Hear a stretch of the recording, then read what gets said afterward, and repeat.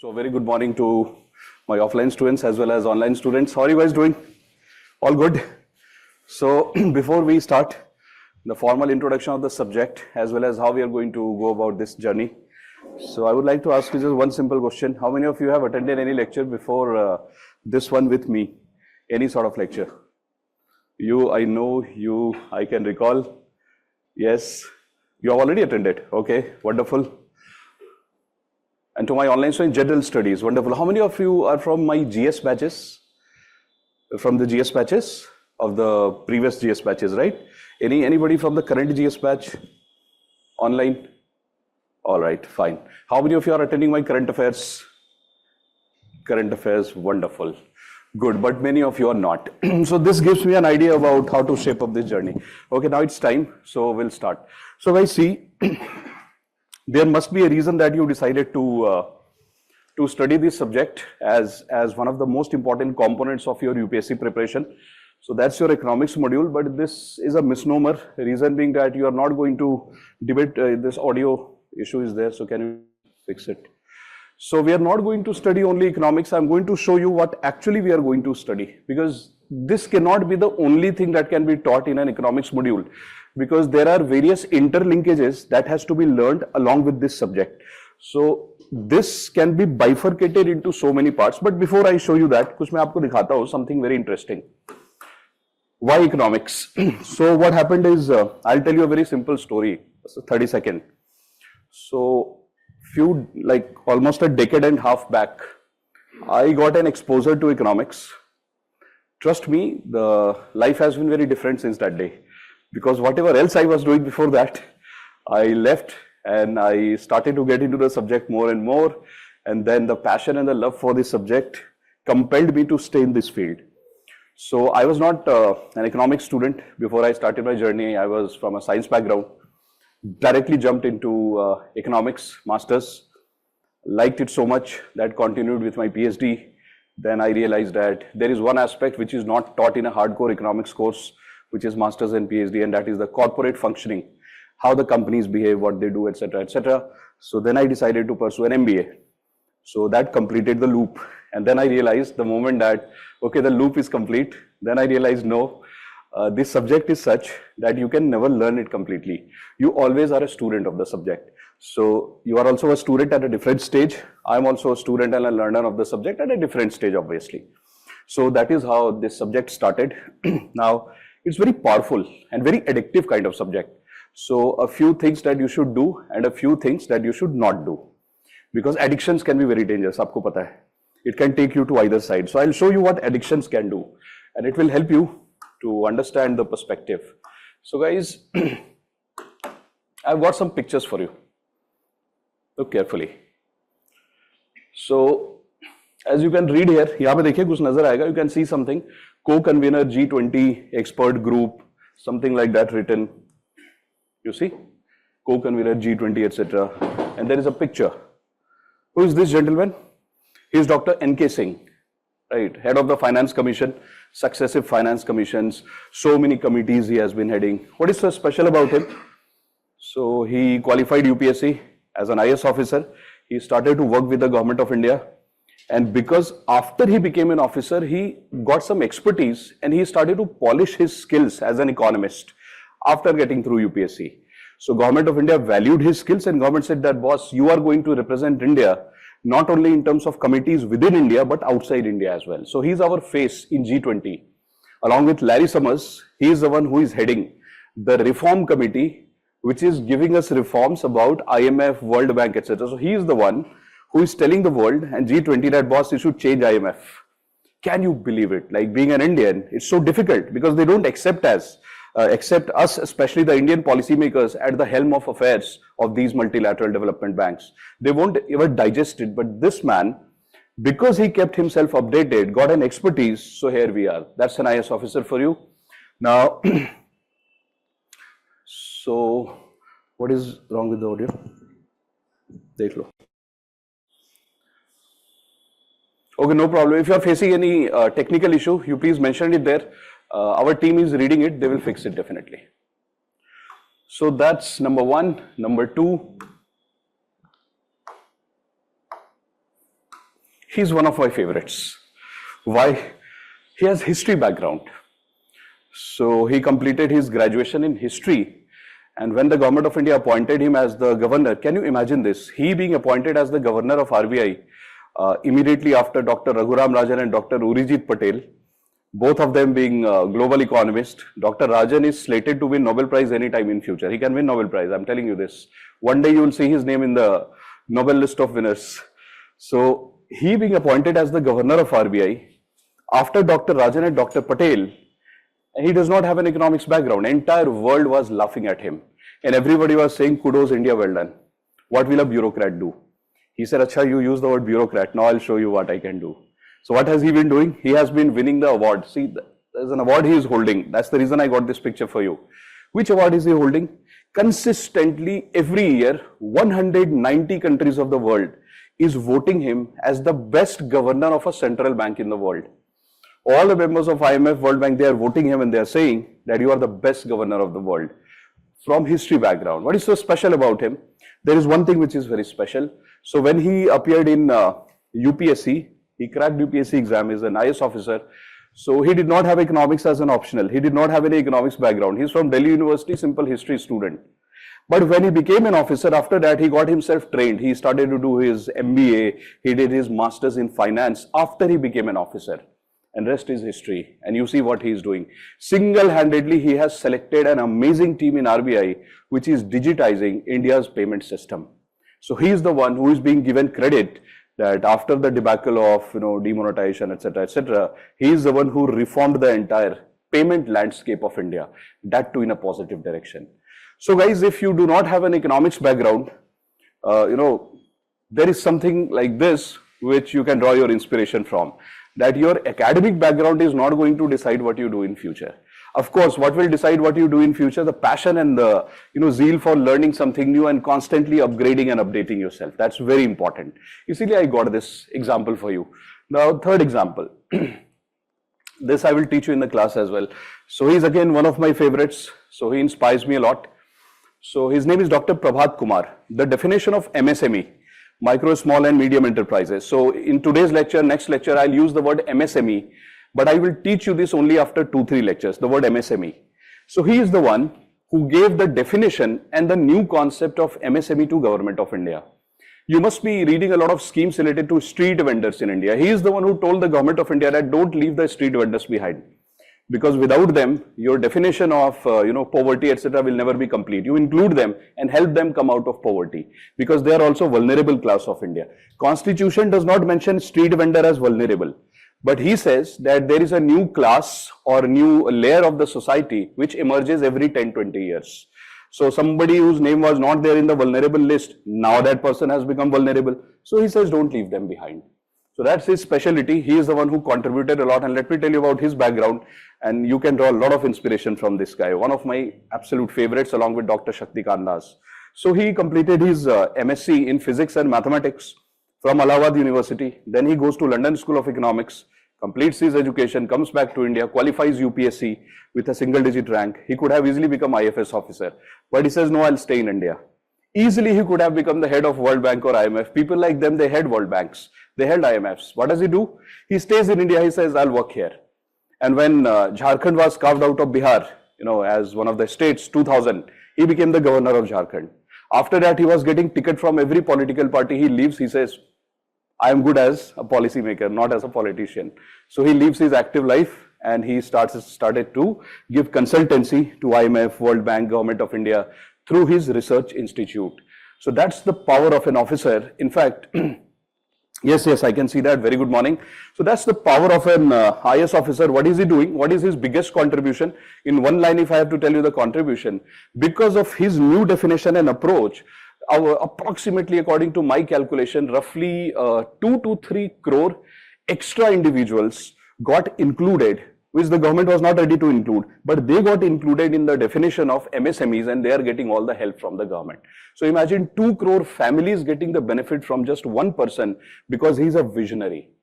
And who is calling him for consultancy, etc. Almost every country in the world calls him and says, sir, you are a master of MSMEs, you know how to create small industries, how to increase GDP using small industries, can you please help us? Every state government in India, some countries across the world, including best of universities, they call him. And who is he? An officer from India. So if somebody tells you that, pata nahi kya hai, what is this UPSC, don't glorify. I'm not glorifying UPSC at all. In fact, UPSC comes much later. First, I told you their backgrounds, that see where they started. But UPSC gives you that platform from where you can almost become anything in life. It's a beautiful journey that you have started, and I'm sure you would have started your preparation already. Yahan pe na, there is a word of caution. The reason I got this picture, I could have got a separate picture of Geeta Gopinath, but then deliberately I brought this picture because this is your first word of caution for today's lecture. This is an orientation class which I planned for you because I thought you should know what to do, what not to do for your preparation. Because it happened in last few years since I have been teaching that I teach my students for UPSC related economics, etc. And some of my students end up getting into masters and PhD of economics, which I don't want. Right? So just be careful. I'll tell you what to do, what not to do. Huh? So now look at this. That's your Dr. Geeta Gopinath. You know it. I don't need to introduce her. So global figure. Obviously, you will see in a few years, Dr. Rajan and Dr. Geeta Gopinath in the race for Nobel Prize. Obviously, because she has been shaping up a lot of global policies. The gentleman that you see on that side is her husband. His name is Dr. Iqbal Singh Dhaliwal. Dr. Iqbal Singh Dhaliwal is her husband, and they were students of Delhi School of Economics at one point of time. They both were in the same batch. Ab dekho yahan se what lesson you have to draw. Not that you have to be a student in the same batch. So they were students in the same batch. He decided after he completed his masters that he will qualify UPSC and he will serve as an IS officer in India. He cracked UPSC in his first attempts. In fact, he was a UPSC topper. And he was placed in Tamil Nadu cadre. And by the way, he was a Vajiram student long time back. She also tried. So she decided to appear. When he cracked UPSC, she changed her mind. She said, I don't think I'm meant for this because my heart is somewhere else. So before she could actively pursue the UPSC dream, she quit. She said, no, I don't want to. And what did she do? He became an officer in India, same batch. After they did their masters, she left India. She went to University of Washington. And there, so in India, she completed her masters and then she completes her PhD, etc. She stays there, teaches, becomes a professor. And at that time, he was a serving officer. So after a few years, he, I think, worked for 5 to 7 years. Then he quit. And he said, my heart is also somewhere else. So, I mean, career-wise. So he also goes abroad and he joins MIT. In MIT, he becomes the head of JPAL, Jameel Poverty Alleviation Lab. So getting into MIT itself is one of the biggest things. So he, along with Dr. Abhijit Banerjee, the Nobel Prize winner, they co-founded JPAL. And there he becomes the director. He's one of the directors currently. And what is he doing? Now he is helping countries of the world to reduce poverty and ultimately eliminate poverty, to help the vulnerable section of the societies. So go to Africa, go to South America, all the policies these countries are launching thanks to this guy. And what is she doing? She is helping the financial system of the world and he is helping the development economics. Now look at their path, different path. Through UPSC, without UPSC. So that's the reason I got this example to tell you that let's not glorify anything. Everybody has a dream which is very unique. So her dream was she wants to serve in a different way. His dream was I want to qualify UPSC, understand how public policy works, and he worked for 7-8 years. Now dekho abhi, since you are in the class, I am assuming, and that is my first word of caution to you, I am assuming that 100% your heart and soul is this, this, this, and this. That's the reason we are in the class. Later on, after you get into UPSC, you become an officer, after 10-20 years, maybe you might have a change of heart. And you might feel, no, now I want to contest the election of US, presidential election, like Kamala Harris. Ho sakta hai. And nobody can stop you because you can become anything in life. But that will happen after 20 years when you change your mind. Currently, your heart and soul should be here, here, here, and only here. Right? So be very careful about your goal. End goal is very important. So since your end goal is UPSC, You have to look at the subject and study the subject in a way which helps you to qualify the competitive exam and not to do a PhD. That's the first word of caution. Okay? So which means whatever we do in the class, it will be knowledge plus UPSC orientation. This is very important. It cannot only be knowledge. It has to be competitive kind of knowledge, which gives you an edge. Because imagine this guy would have said in his first attempt, Nana, I will do a PhD first. He would not have qualified UPSC. But what did he do? He says, you study big things, I will study for UPSC. And he achieves his dream and says, now I'm happy. Right. So that was my small word of caution for you. Now here comes the most important part, which I was analyzing. There comes the real thing of economics. Ye dekhiye. So guys, see, that's your prelims. I have just tried to map some of the number of questions that I could see based on the years. So ye dekhiye, 2015, 16, 17, 18, 19, 20, 21, 22, 23. Yahan pe you should focus this and try to get a picture out of this. It will really help you. So if you look at the number of questions, yahan pe I have created a map also. It starts from this. 17, 18 is the verse. So if a subject is like that, which gives you verse 17 to 18 question in how many years? 1, 2, 3. This was one of the, I don't know, maybe COVID effect, etc., because there was nothing to ask this year. Because we were doing so bad in economics in 2020 and 21 in every aspect, there was nothing which was working. So obviously nobody would like to ask those questions in the exam. But then look at this, look at the pattern. So I just took an average. Average is 20.67. This is your cutoff. Ye to thoda too much of data. I have simplified it for you. Ye dekho simplified form. That's your simplified graph. And we will use this kind of graph a lot. The economists literally, they survive on this graph. Ab dekho, what is this graph? This is your number of question and this is your year. So if you look at years, and that's your number of questions in UPSC. So 0, 20, 50, 100 MCQs. See where economics is. So roughly around 20 questions, this is what you get from economics. Ab dekho, you understand, if you look at last 5 years, that UPSC cutoff in prelims is around 90. Right, somewhere around 90, that's your cutoff, which we chalo 95. Which means that literally if you do 50 questions right with 100% efficiency, half of the question paper, just half, you qualify the exam of last 5 to 6 years. Literally. Now, imagine that in this half, to help you to qualify the cutoff, there is one subject which is almost helping you to reach half of the cutoff. That's the importance of this subject. So imagine that we have gathered here for economics in next 3.5 to 4 months. If we are able to develop that caliber, that with full confidence, before this is our, let's say, final lecture here, with full confidence, all of us can stand here and say that I'm ready or we are ready. Imagine the kind of confidence that you will get and imagine the kind of extra push you are going to get in UPSC. This can actually change your life if you do it really well. Add polity to it. So I'm not saying don't study other subjects. I'm just saying that let's add 1 or 2 more things to it. Add polity to it. Add either geography or environment or history, whatever is your favorite. Just 1 more subject. With just 3 subjects, you can crack this exam if you do it really smart. And if you are good in 4 subjects out of 8 subjects that UPSC requires you to do in prelims, if you are good in just 4 subjects, you crack UPSC prelims, not on the margin, but at least you will get 5 marks extra compared to the cutoff. And this subject can give you that kind of push, which you have no idea of. And now what is so special about this subject? It really helps you to understand newspaper. It helps you to understand the government policies. Acha, ek baat batao. Anybody who does not understand economics, can they understand GS paper 2? That why the government of India has launched e-governance plan, why direct benefit transfer. These are all GS paper 2. But you can understand this only when you understand that acha, through direct benefit transfer, the wastage in the economy can be reduced. Right? That is called targeting. So which means nobody can understand GS paper 3 without 2 and 2 without 3. So 2 and 3 are best friends. So what we will do is when we do these kind of courses like economics in the class, like module that you have joined, so on many occasions you will see me referring a lot to GS paper 2. Wherever I feel, see that we will bring the constitution, we will bring the amendments, we will bring, so many things related to what is there in polity in the class, and we'll try to establish the interlinkages. Very, very crucial.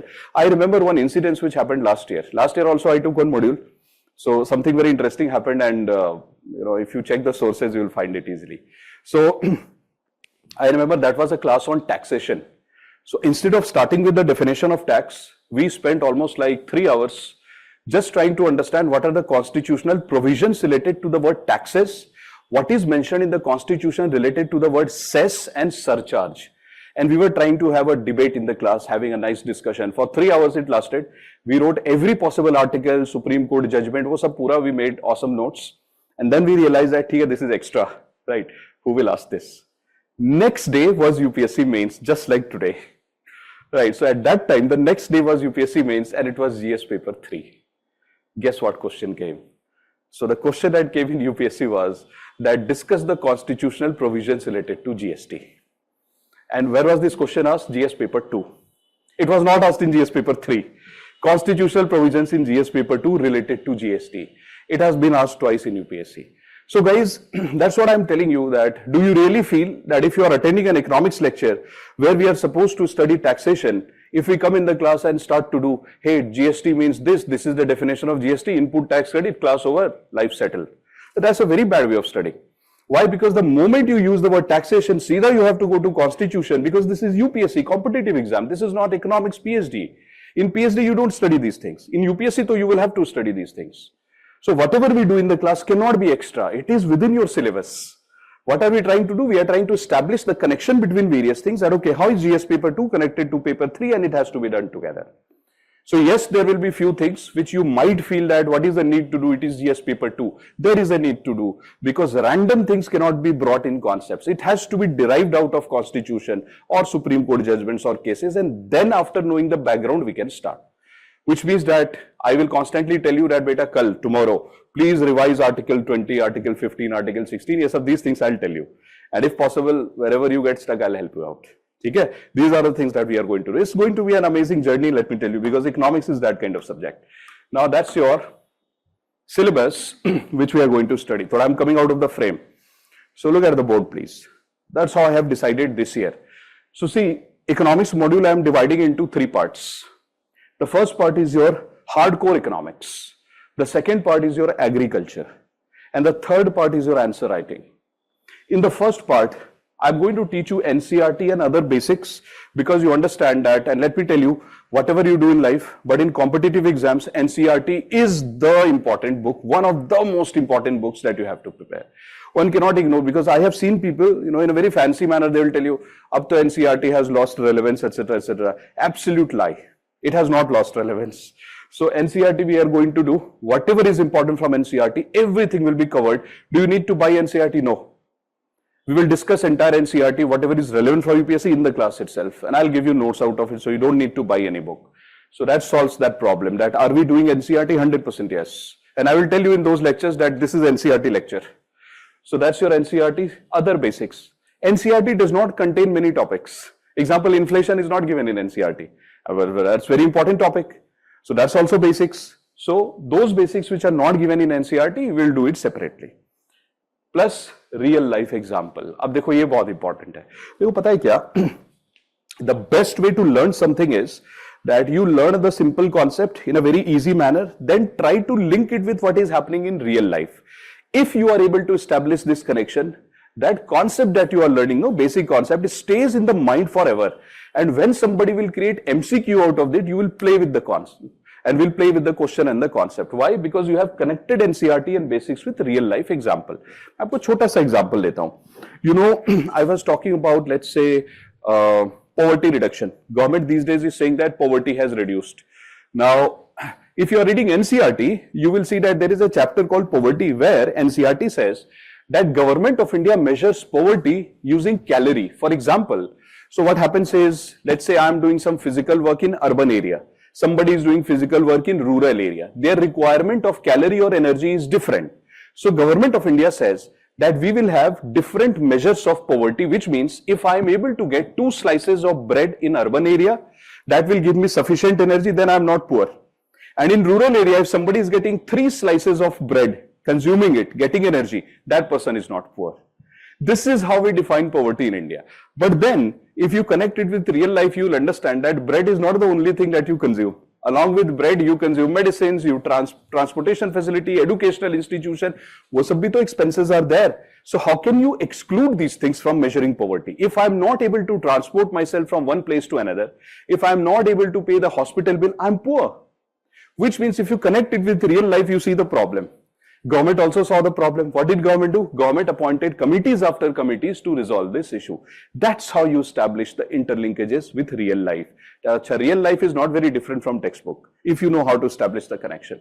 So guys, we are going to establish a lot of examples to understand this, because this part is not easy. It's complicated. With real life example, it becomes super smooth and easy. Number 2, core topics. What are core topics? Balance of payments. Like foreign investment, banking, these are core topics. The monetary policy committee, inflation targeting, these things are called as core topics. So what are we going to do? Yahan pe na, there is something interesting. Whenever we do core topics like balance of payment, we immediately have to examine that in last 1.5 years. So there is one question, I know it will come to your mind, that current affairs has to be done for how many months for a particular examination like UPSC. So my assessment is, if you do a current affairs for let's say 1.5 years, you are safe. If you do it for 1 year, I don't know. If you do it for at least 1.5 years, very safe. So we are going to bring out at least 1.5 to 2 years of current affairs in the class. So this year, last year, and thoda uske pehle. We'll bring it and then we will connect it with core concepts. So if I teach you inflation in the class, you will see me telling you that, okay, this is 2024. We will start our story from 2021. That, okay, from 21, what is the trend of inflation? That's UPSC, it does that. So they will conduct the examination in 25 and they will ask you the question, beta, batao, what happened during COVID? Why was the inflation very high? And they will call it current affairs. So for UPSC, 1.5, 2 years can be current affairs, even 3 years can be current affairs, which is for different topic, the word current affairs will have a different definition. So that's why when we do these core topics, it is our duty that we have to understand what happened last year, last to last year, last to last year, and in last 5 years, which is called trend. So whatever is happening in the economy of the society for at least 5 years, we use the word trend. So we have to do the trend part also. Yahan pe. So which solves your problem, because otherwise you would keep thinking that current affairs kab karenge. It will be done here itself. Next is application plus current affairs. Jaise I told you that there is something called inflation, which is core area. So one should understand how to measure inflation. Abhi pata what has government said this time? So in the budget and the economic survey, the government has raised a debate and said, let's change the definition of inflation. They are changing inflation ke definition ko hi change kar do. Let's change it completely, because the current definition of inflation doesn't suit us. Wow. Very nice. So Government of India is constantly telling that we should bring some important changes, which becomes the application part. That what happened in the core concept, which is a problem for India. Why is India not liking it? What happened? What is so wrong?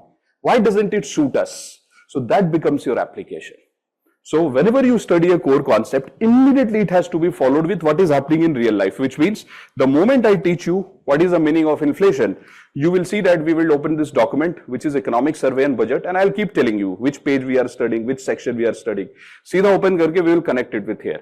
That okay, government is saying inflation is not good, and the measurement formula which the world is using is also not good. So government is saying, chalo beta, let's change, and it is mentioned here. We will open the page and start doing it. So this type of analysis has to be done in the class. Now next part is economic survey budget has to be integrated. Example. Aapko pata hai, you have a handout, no? You don't have the handout. So can we arrange the handout? Because there is a printout of the handout. So please distribute it to everyone. So to my online students, I posted the handout yesterday evening itself. If you check, you will find it under the section courses. So you see, you have the access to portal, Vajiram portal. So what I do is normally, unless something technically goes wrong, yes, your friend is having the printout. I post the handout before the lecture itself, so that you can take a printout to my online students, so that you can take a printout if you believe in hard copies. To you guys, if you come in the class, yeah, if you come in the class, you will get it. Main dikhata hu what is the handout. So that's.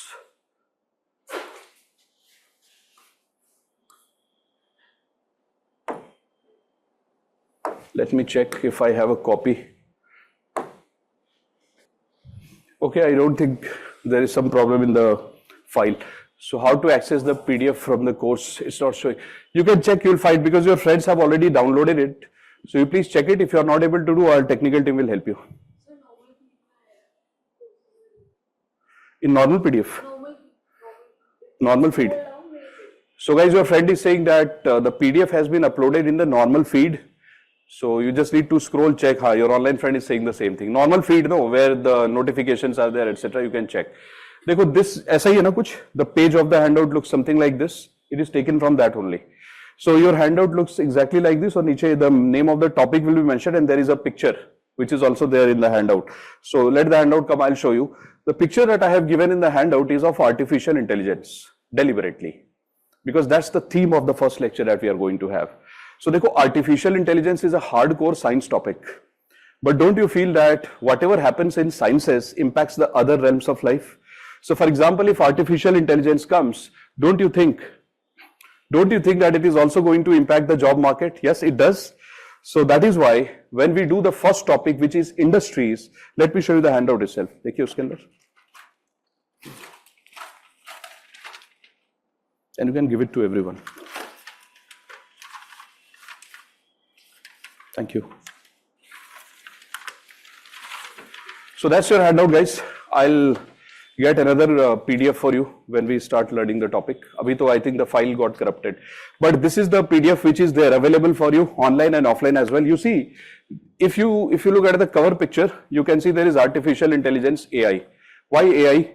Because I'm going to teach you the first topic, which is industries, and you understand that there is something revolutionary which is happening in the field of industries. What is happening? Automation and artificial intelligence. Machines are replacing people in the industries. So on one hand, the government of India is saying, let us have more industries. Through industries, let us create jobs. On the other hand, government of India is promoting AI. How can you create jobs when you are promoting AI? This is the biggest debate of the century which is happening these days. One cannot prepare industries without preparing AI. It is not possible. So what am I doing this time? This time, let me show you this. This time I have decided that whatever be the new themes that I feel can be very important for next UPSC, I'll call it as new topics. So last year also I took economics module, but this time when I created the handouts, etc., and the topics that I have decided, there will be almost a 30% change compared to last time. So that is my assessment, because last time, for example, in industries, I would have taught basic things like what are the industrial policies government of India is doing, impact of industries on economy, etc. That's it. This time, 2-3 more topics will be added. For example, a topic on artificial intelligence and its impact on industrialization. Artificial intelligence and its impact on employment and unemployment. Artificial intelligence and its impact on GDP. And what is government of India doing so that artificial intelligence can be integrated in the Indian economy and society? That part I am going to integrate. Second part. So normally what happens is there is a big question in the mind when you prepare for UPSC: data. Data ka kya kare? There is so much of data. So I have decided that I'll give you one dedicated lecture wherever possible just on data. So for example, when we do this entire industry, uske dekhoge towards the end, I'll give you a small session where I will tell you that, okay, this is how you should handle data related to this part. And for that, you need to have this type of small diary. I just got it so that I can show you. It's a small notebook. I call it as data book. So you please have something like this, which is handy, you can hold, because in the class, when I teach you the data part separately, so for a particular topic, let's say for industry, I'll tell you, okay, open your data book. The moment you open it, I'll tell you that keep writing some data, which is very important. So first page, you please name it as industry. I'll show you how to go about it. So first page, you name the page. Second page, you start writing the data in the classes itself. So today we are doing industry. I'll tell you 5 data related to industry. You write it here. Next lecture, 2 data, you write it here. So let's say that I teach you industries for next 3-4 lectures. Every lecture you open this data book and keep writing the data. Now, at the end of the 3-4 lectures, when industries are done, artificial intelligence done, everything done, your data book is ready for industries. So that in the prelims, they will ask you question from here. In the mains, whenever you write answer, you will have to take the data from here itself. In the interview, this is your data book. What will change in the data book next year? Nothing will change. Today, the contribution of industries is, let's say, 30%. Next year, it might become 32%. Big deal. If you know 30%, you will know 32% also next year, because you will develop the capability. So that is what we will do here. If the unemployment rate of India currently is 7.5%, next year it won't become 75%. Or 7.5, either it will become 9.5 or it will become 6.5. But if you know 7.5, you will know something around 10. That's it. That's why data book is very, very important. This data book should become your best friend. And don't start writing the phone number of people in this data book. Huh? More than data, phone numbers and names. Don't do all this. Right. So that's the meaning of new topic, because I believe that one should evolve with time. So this will be the best part of learning economics. Now come to agriculture. ये देखो, this is agriculture, but within agriculture, what will I teach you? I'll teach you this. So I will teach you everything in agriculture which is related to economics, like public distribution system, Food Corporation of India, subsidies of agriculture, all those things. So everything where economics is there, I'll teach you that. एक ही extra cheese where economics directly is not there, but we will study that. That is land reforms. And I believe that without economics, one cannot study land reform. So I have decided to deal with land reform in a very exhaustive manner because these days surveys are also happening. So we have to connect digital India with land reforms. Digital India with agriculture. These things we will do in the class. And I told you that this new topic ke andar, these things are covered. Artificial intelligence, digital India, agriculture, etc. This I am trying to do. Food processing industry. This also we will do as a part of agriculture. So this is my plan for agriculture. So whatever is related to economics in agriculture, 100% I give you guarantee we are going to do that. What are we not going to do in agriculture? Things which are related to geography. For example, what is the method of production of rice?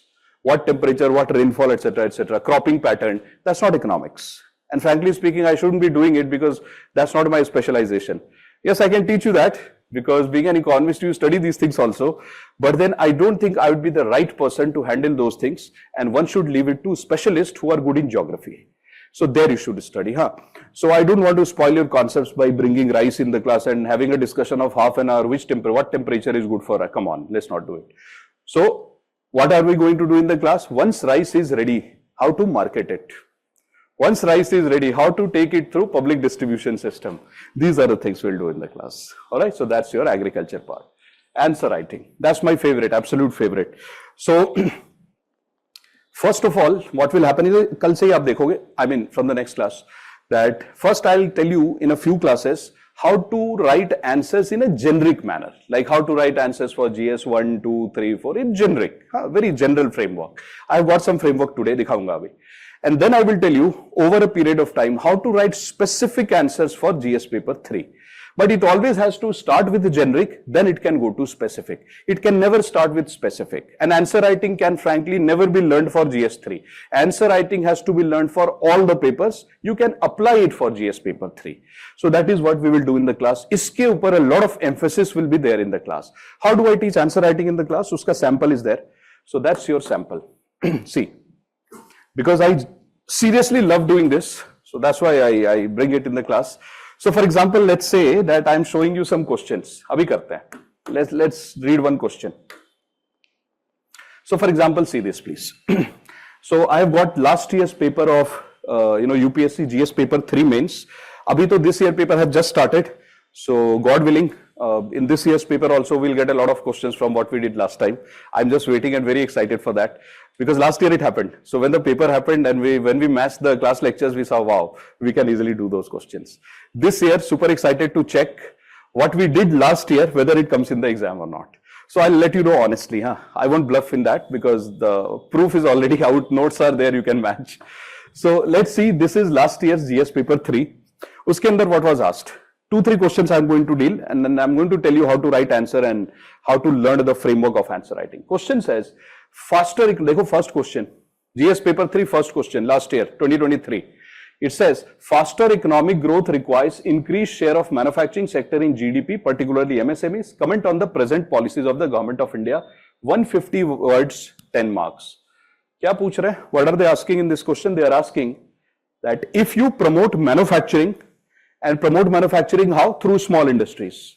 If you select small industries and if you promote manufacturing through that, for example, somebody gives us this pen, small industry. And remember the name I told you, small industries, MSME, the definition. Who gave the definition of small industries in India, MSMEs in India recently? Dr. Prabhat Kumar, the picture which I showed you. So, Dr. Prabhat Kumar said this to Government of India. Niti Aayog also said this, that if you promote MSMEs and manufacturing in India, then GDP will rise very fast. This is the statement. Now, UPSC simply mentioned the statement and put a full stop. That's it. Ye dekh lo. UPSC had just mentioned the statement and put a full stop. Faster economic growth requires increased share of manufacturing in GDP, particularly MSMEs, full stop. Done. They are not saying explain. Why? These type of statements are called as ghost questions, which means it doesn't look that they are asking a question. It looks it's a statement, yeah? It's not a statement. So for example, if you type big messages to somebody and the other party sends you, okay. What does that mean? It's a statement. But there is a big message inside that. What is the message? Don't text me again. Or if you send big messages to somebody, like essay type messages, you practice essay through SMS also hota hai. So when you send big messages to somebody and the other party sends you, right? It's a normal thing. But no, it's not normal. There is a big message hidden inside that. What is the message? Stop texting me and focus on your UPSC. So what is UPSC doing? UPSC just mentioned a statement. This is not a statement. This is a question which you have to justify. Even if the statement ends with a full stop, nothing is asked after this. Statement says, that's it. That's a ghost question. And what is the second part? Second part says, comment on the present policies of the government in this regard. That's the second question. So there are two questions. First is the first statement you have to justify, and second part is the policies that you will have to write. So there are two questions here inside it. So see this, guys. So this is the first statement, this is the second. Two questions have to be written. How many lectures we are going to devote in these two parts? 2 lectures.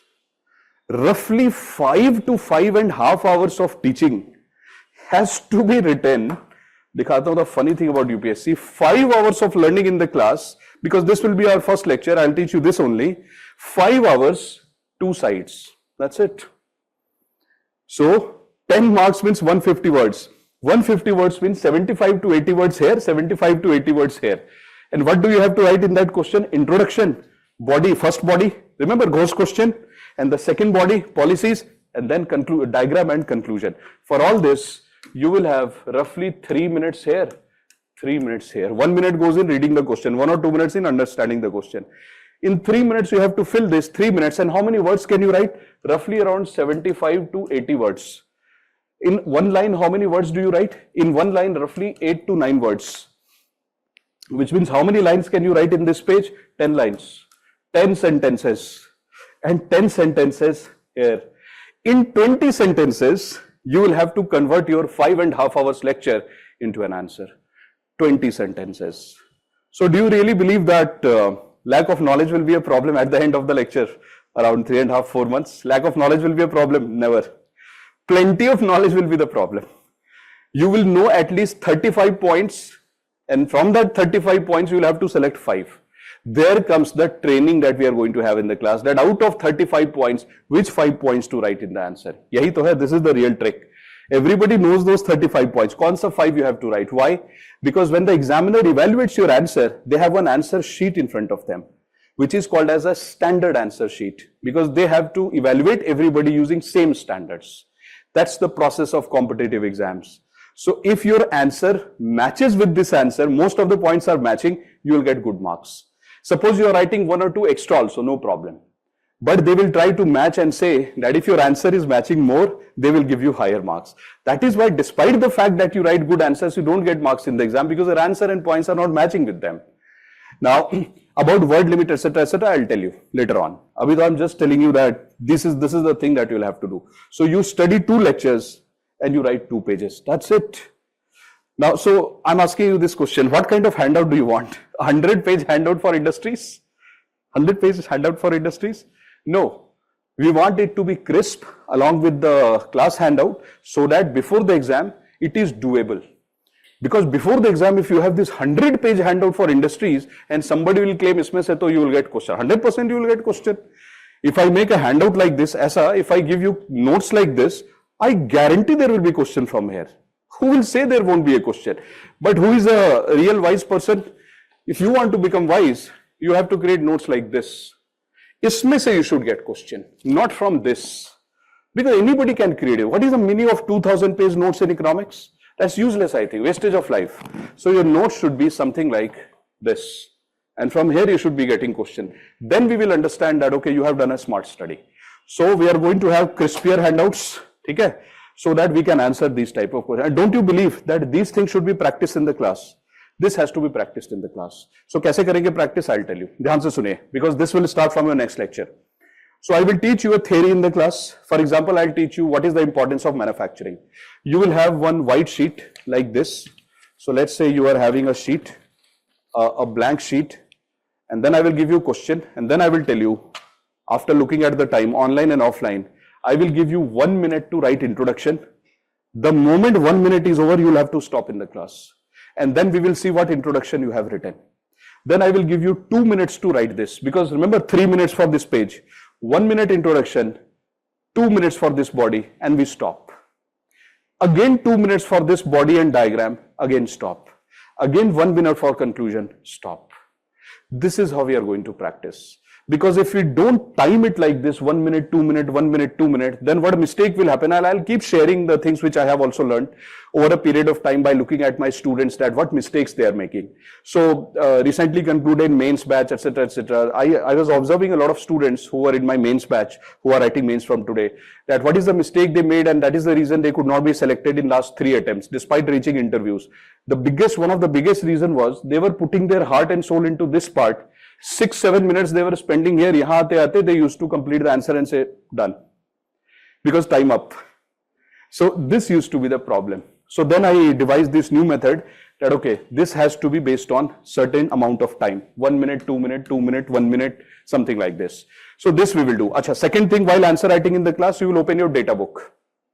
So when I give you a question in the class, you will have these 2 blank sheets in front of me. You will also do it online. Okay, do it very religiously, to my online students especially. So what do you need to do? Have your answer sheets, UPSC answer sheets. I will give you the question. I'll give you the time. You have the data book ready. Make reference to the data book and then write your answer. I'll keep telling you which data to pick. But I won't tell you which data to, how to use the data. I'll tell you pick this data, use it the way you want. And then when you do it, then I will train you that, okay, this is how you should have done. This is how you should not have done. So basically, I want it to be an interactive class. Okay? So this is how we are going to learn initially. Let's come back, guys. Now, in the handout, the first page of your handout will look something like this. Aisa. And this is where I want you to be careful. Ab dekho, if you open the first page of your handout, you'll find this. What is this? Syllabus. So with every handout, you'll find a syllabus. So this is the syllabus related to this topic which I am teaching. That becomes your syllabus. You will not cross this limit, please. Because if you cross this limit, remember I gave you 2 pictures and I told you that one is Dr. Iqbal Singh Dhaliwal and one is Dr. Geeta Gopinath. What is the difference between them? If you stay in the box, you become Dr. Iqbal Singh. If you go out of the box, you become Dr. Geeta Gopinath. So remember why you are preparing for this exam. So stay inside the box. Now after the box, you will see a lot of MCQs. ये आपको नजर आएगा. You will see these MCQs. This MCQ has to be done in the class. ये लिखा है ना self-practice. But this self-practice has to be done together. You and I together will do it. Through class understanding and learning. This is important, okay? Now, let's go to this part. ये देखो, current affairs. Which page is this? Page number 4 of your handout. You see, there is a map. Page 4. Please come to page 4. Can you see a map? Page number 4. What is this map and why is it so special? It is special for 1 or 2 reasons. Recently, Government of India made an announcement related to industrial smart city. Are you aware of this? It's current affairs. It happened after the budget.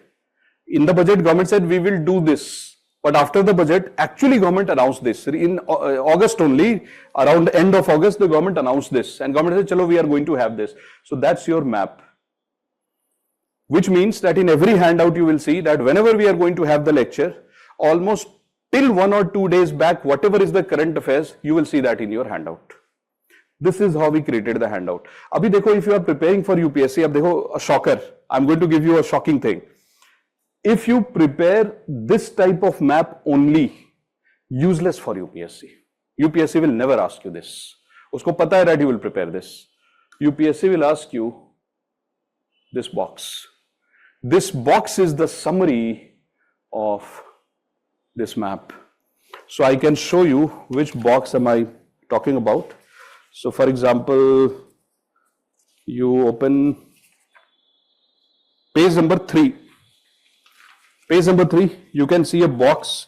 In that box, it is written industrial smart cities. There is a box, industrial smart city. Can you see that? This entire map has been converted into this box. This box is your UPSC box for prelims and mains. That's it. Anybody who prepares the box, I can show you the points which will be asked in the exam. Dekho, in the box, point number 2, prelims point, data book. Why do we want smart cities? Because we want that India should achieve an export of $2 trillion by 2030. That's your prelims point. And in your mains answer writing, you have to code this data. Similarly, you have other box. देखो एक और, I'll show you one more. Point number 7.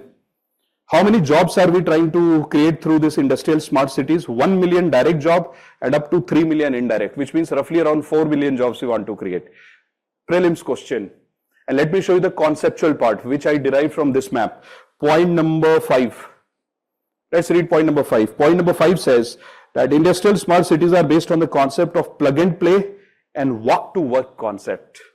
So UPSC can ask you, which of the following concepts are being followed in the smart cities model? And then they will mention 4 concepts, or they can tell you, what do you mean by plug and play? And they will make 4 statements. So this is how you need to prepare these maps. This is how actually current affairs is prepared. This is current affairs. This is not static. This is how you actually need to prepare.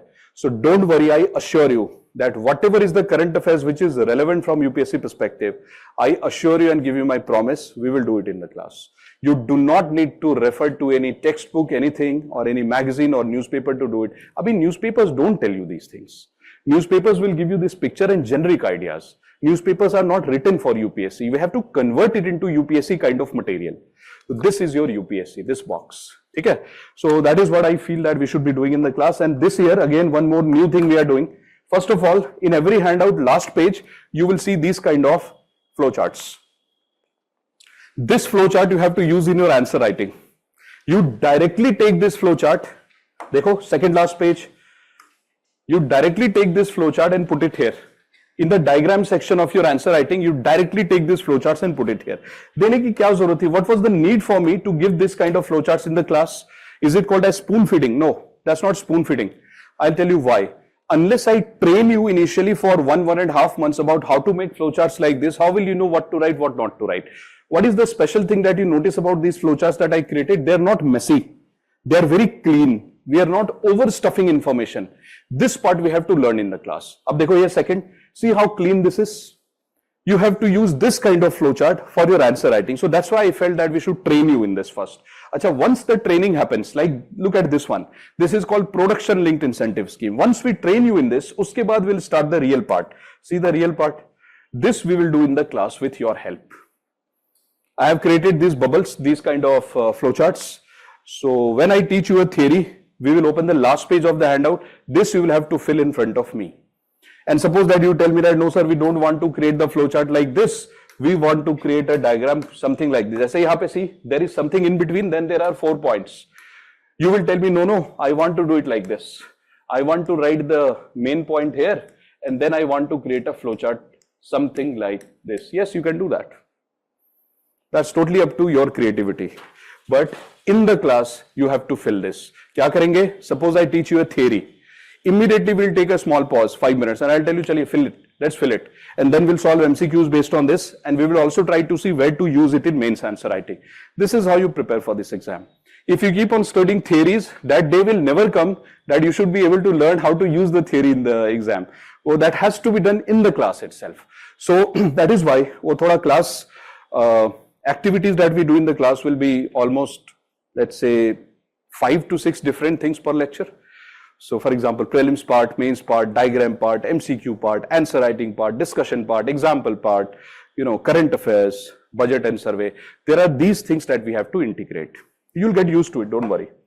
So this is what I wanted to show. Ek aur cheez dikhata hu. This will keep you very happy and it will also give you a lot of confidence. See this please. This is the question that I saw last year in UPSC mains GS paper 3. UPSC, and I noticed something. In last 5 years, same trend. Kuch dikhata hu aapko. See, the first question that you saw, it had static part as well as policy, matlab current affairs, static plus dynamic. Second part, totally scheme. What is it saying? What is the status of digitization in Indian economy? So they are asking, has Indian economy become digital? What is the status? Status means you have to write the scheme, numbers and facts. So highly factual question.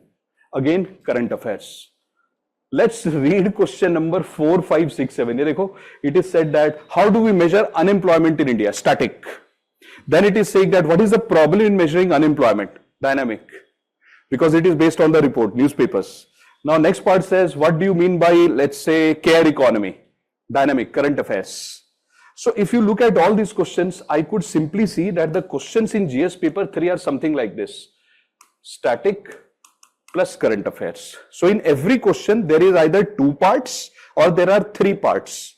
One part is always static, one part is current affairs, or two parts are current affairs. So in one question, they will ask you 1, 2, 3 parts, or they will ask you 2 parts. Every question either 2 parts or 3 parts. First part guaranteed static. Second part, third part current affairs, or second part current affairs. This is how they are framing the question. So one cannot ignore static, one cannot ignore current. You have to be trained in both. I will tell you the worst way of asking question. One of the worst way that UPSC uses is, they will ask you economics question and uske pehle they will attach the polity part. And then they will tell you that, tell us according to constitution, what is the provision related to, poverty alleviation, etc., etc. And they will ask this in GS paper 3. Dangerous. So for that, what we need to do in the class, you will see me devoting a few lectures related to the polity aspects which has to be used in economics. That we will do in the class, just to train ourselves, because we don't want any surprises in the exam. We want it to be smooth. So that's your basic thing. GS paper 3 UPSC mains. एक बार ये देख लीजिए. How many questions are asked in GS paper 3 UPSC mains? Economy, roughly 6 questions. This is an average of last like 6-7 years. So economy 6 questions, agriculture 3 questions. Now 6 plus 3, 9. Okay, sometimes what happens is, so from internal security, instead of 4 questions, they will ask 3 and 1 question is given to agriculture. This is how they change. So which means that 6 plus 4 will be roughly around 10.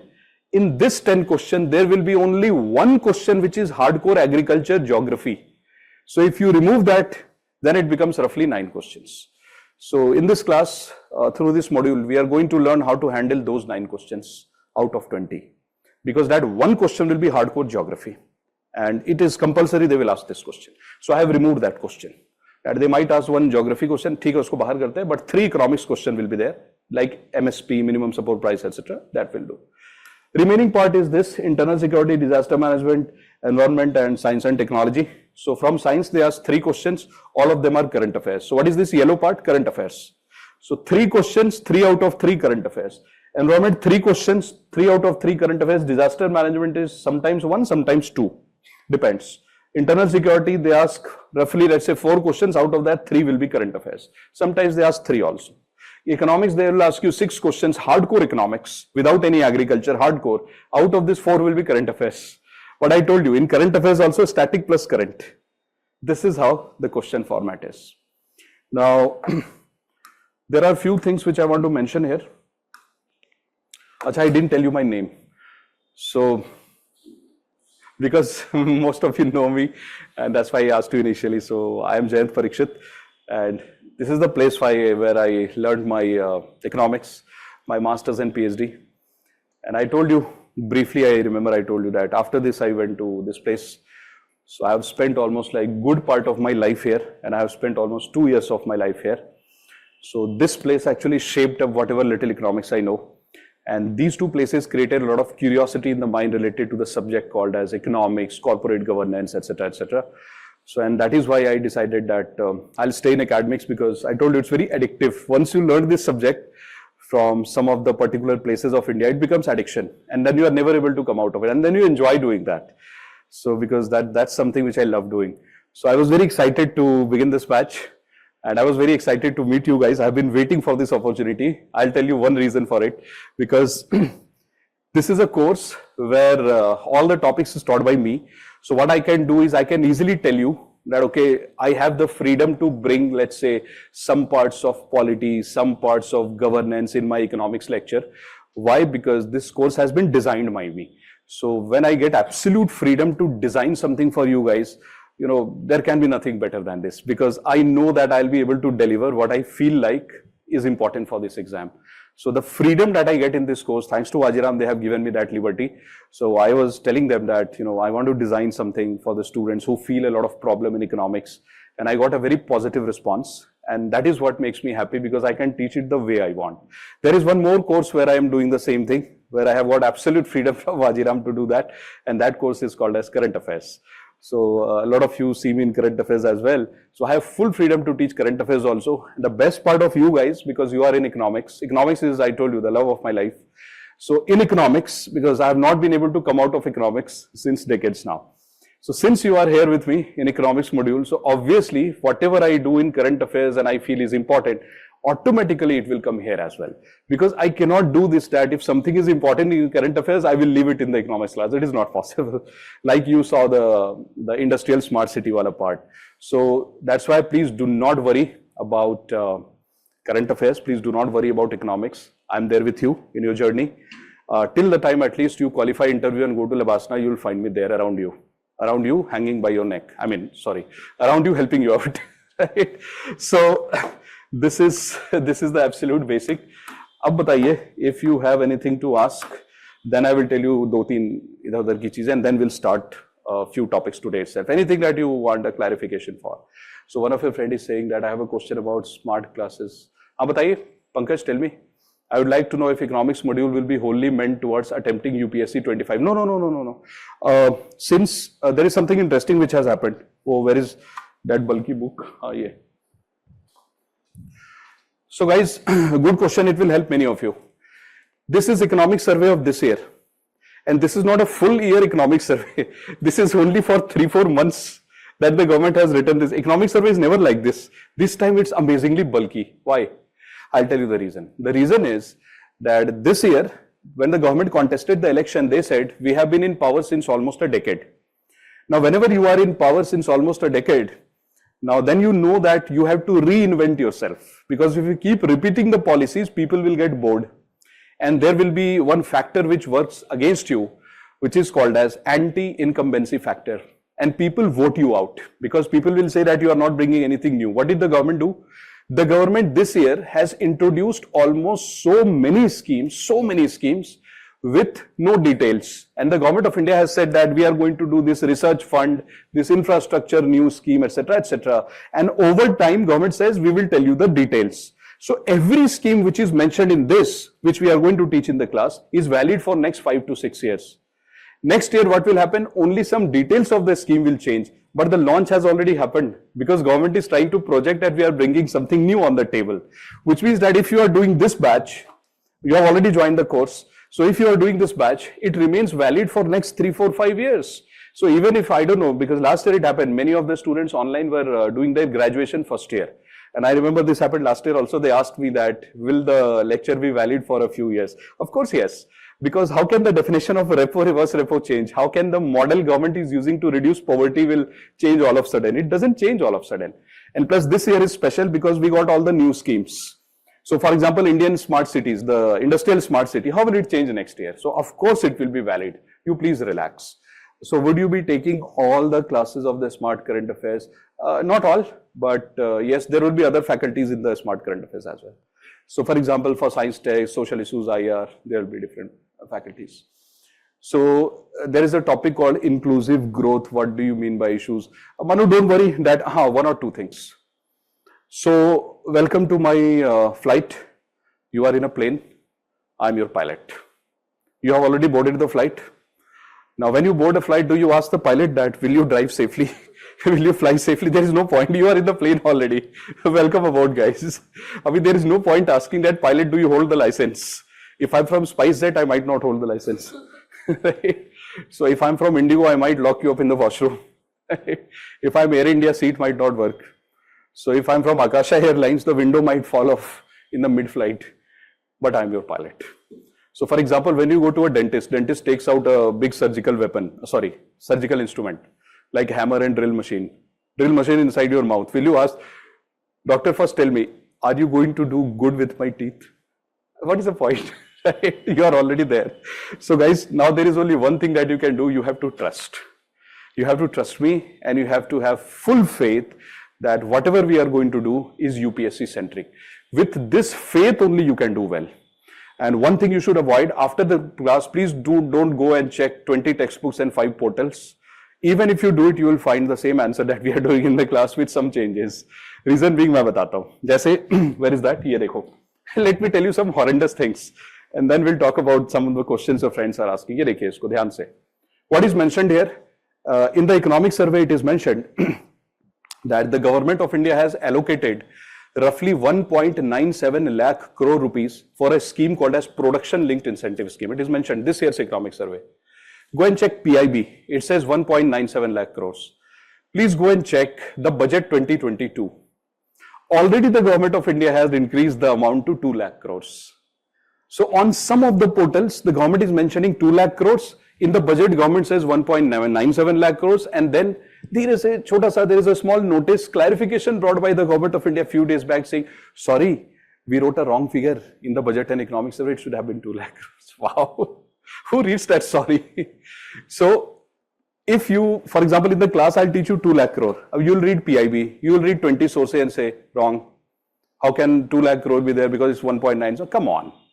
So what happens is because you have limited time to study a particular subject, so you are not able to go to that depth. That's the only reason. If you had time, you would also be doing the same thing. You can easily find out the mistakes.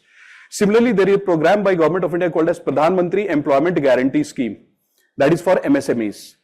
In the budget and the current economic survey, the amount that is mentioned there is roughly 25 lakh rupees. That if you are starting a business of 25 lakh, government will help you.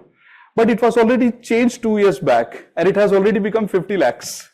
But the budget says 25 lakhs and then there is a notification by government clarificatory note saying, sorry, it is already 50 lakhs. Abhi, who is reading that? Sorry, nobody.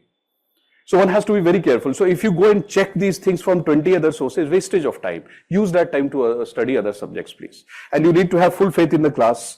One of your friends is asking, I have enrolled, do I need to attend Smart Current Affairs? Current Affairs is different because Current Affairs is not just about economics, it is about other subjects also. But Economics Current Affairs, I'll take care in the class. So whatever economics Current Affairs is required, so in your module, I'll cover it. So yellow books are also provided in economics module course. No, so my book is different. It will not be a book, it will be these handouts. Why? Because I realized that if I provide you the entire book today itself, what if there are some changes? I won't be able to integrate it. So that's why it will be handout by handout, one by one you will get this as and when we do. I'll update it just one night before the class so that if any change is there, it will be captured. And at the end, when you compile this, you'll get a nice 200 pages or 150 pages. It will be like a book only. So you will have a book ready in your hand. You don't need to study anything other than that. Now, anything extra that you need to refer to, absolutely nothing. And if you study anything extra, it will hurt me. It's like going out on a date with somebody on a coffee date and saying that, can I date 5 more people after this date? I mean, come on. If you go to a doctor and tell the doctor that I have come here for the treatment, but doctor, you know what I'm going to do after this? I'm going to check 5 more doctors and verify if you have given me the right treatment. Wow, don't do all this, right? Class schedule Monday, Tuesday, Wednesday, Thursday, as of now. So either it will be 3 days a week or 4 days a week, depending on the topic. Suppose I'm teaching a topic which requires continuity and I know that I can complete it in 4 lectures, then I'll call you 4 days in that week. If I feel that in that week, the topic which I'm teaching like land reform is a small topic, so then you don't need to come 4 days, that week only 3 days, depending on the topic. How many months are we going to spend together till the time you appear in interview? Right? At least, because uske baad to you will not have time to talk to anybody because the government will grill you. But how many months are we going to have the session? Around 4 months. What is around 4 months? Why not precise? Because this is economics. There are a lot of dynamic things which might develop during the course. And if I feel that something drastically new has happened and it should be done in the class, obviously that lecture will be included in your course. So that is why I always mention that it will be around 4 months.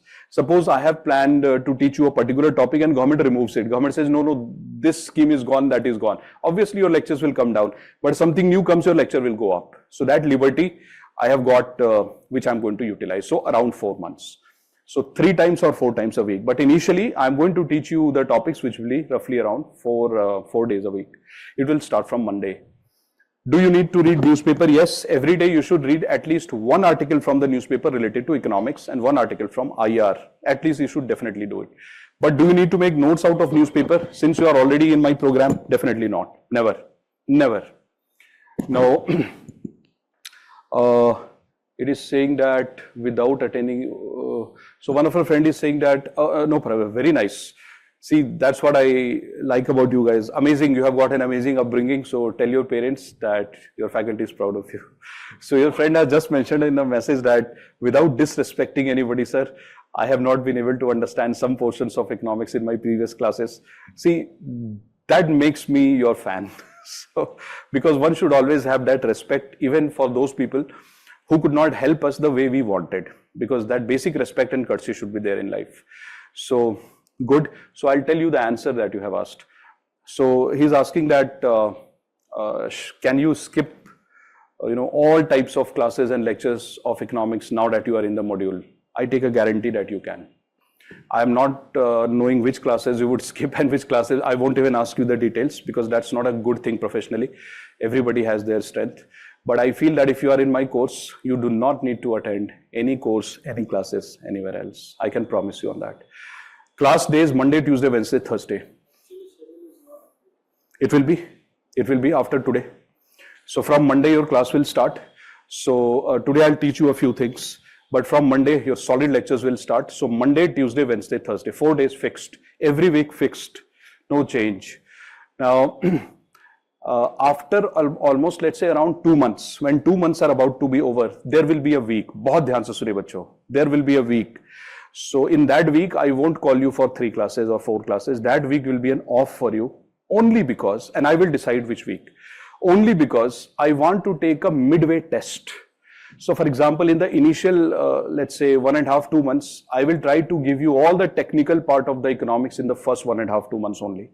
Because I know if I teach the technical part later on, how will you understand newspaper?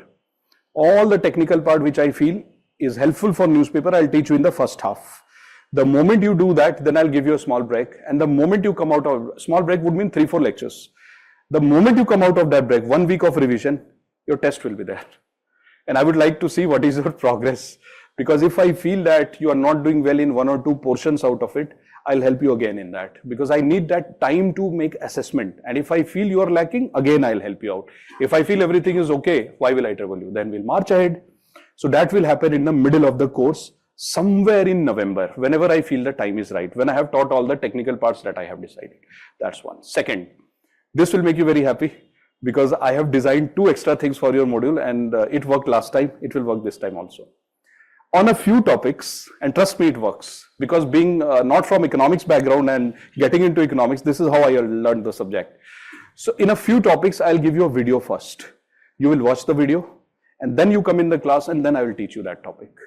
So those topics you will learn twice, once through videos and one in the classroom. So for example, let's say, I'll give an example.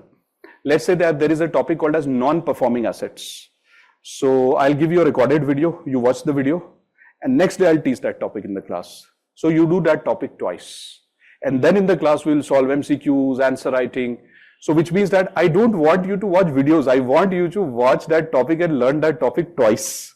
Because there are few topics which requires double efforts. So only classroom will not help. So if you come by looking at the video and then attend my class, unbelievable productivity. It just amplifies your productivity from here to here. You will become a pro in these topics. So that I will do for you. The second part, from this month, I make some videos for my Wajiram GS students, because I teach the GS program as well.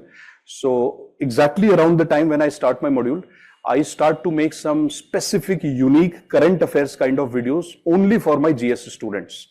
So whenever I feel that a particular topic is unique from UPSC perspective and I have decided to make a video for my GS student, some of those videos which I feel is very much applicable for you also, I will bring the video and give you the access.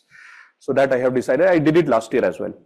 So I will teach you some lectures which I have decided for the module. In addition to that, if I make anything which is very unique in its appeal, like this Dr. N.K. Singh, he is trying to recommend some changes in G20, etc. I found it to be very unique. So I'll make a small video. I have decided that these kind of things, I'm going to make a small video, which might not be directly related to anything, but important, maybe interview, maybe mains. So I'll make the video for my GS students. I'll start this, I think, in 1 week. So that video access, I will ask Wajiram to provide to you also. So some selected videos you are going to get from me, and remaining part in the class itself. But those videos will be different. It will not be hardcore academy. It will be like normal things that you are studying and learning for your interview, personality development, etc. Okay? So because you are also a part of Wajiram now, so whatever I do for my GS students, personally speaking, whatever I do, that should also reach you. So that will happen. email ID or WhatsApp. So what you can do is, I can give you one thing. If you face any technical issues related to your course, then you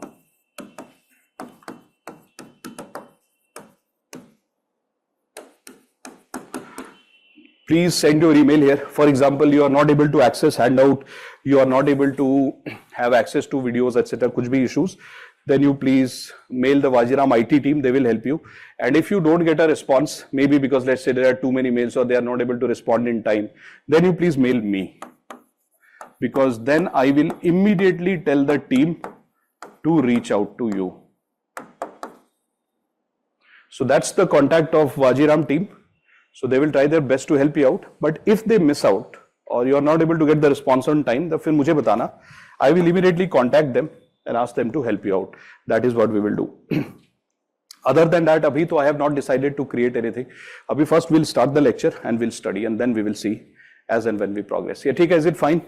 So please take those advices which I have given you seriously. No textbook from today, no notes from any other institute or any place. I don't have any problem with anybody, but why to go to two doctors for the same problem? Right? And why you can't board two flights? एक बार बैठ के flight में just give it all you have. So that's the thing. So let us start the lecture. Like in between, if you face any issues, you let me know. So guys, this is your lecture part. अच्छा बताओ, question for you. And yes, one more thing. How do we conduct the lectures? So I have a habit which I follow in all the classes. If you are my GS student or current affairs student, you know it. So in the initial 2.5 hours, only I will speak and I will make you speak the way I want. And whatever doubts you have, I will entertain the doubt before I complete the lecture. And I always respect the doubts, because as a student, when I was learning economics in all these colleges, I used to have so many doubts. And luckily, my faculties used to solve everything. So since I have been taught very well by my faculties, so that system also came inside me, and I realized that no, that thing which I got should also go to my students.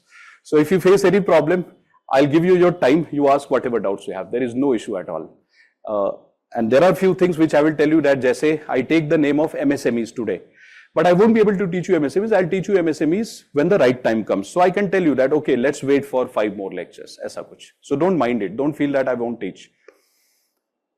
Oh, so I treated your GS class in all the topics. Okay, wonderful. Very nice, BD. So guys, you keep jotting down whatever doubts you have.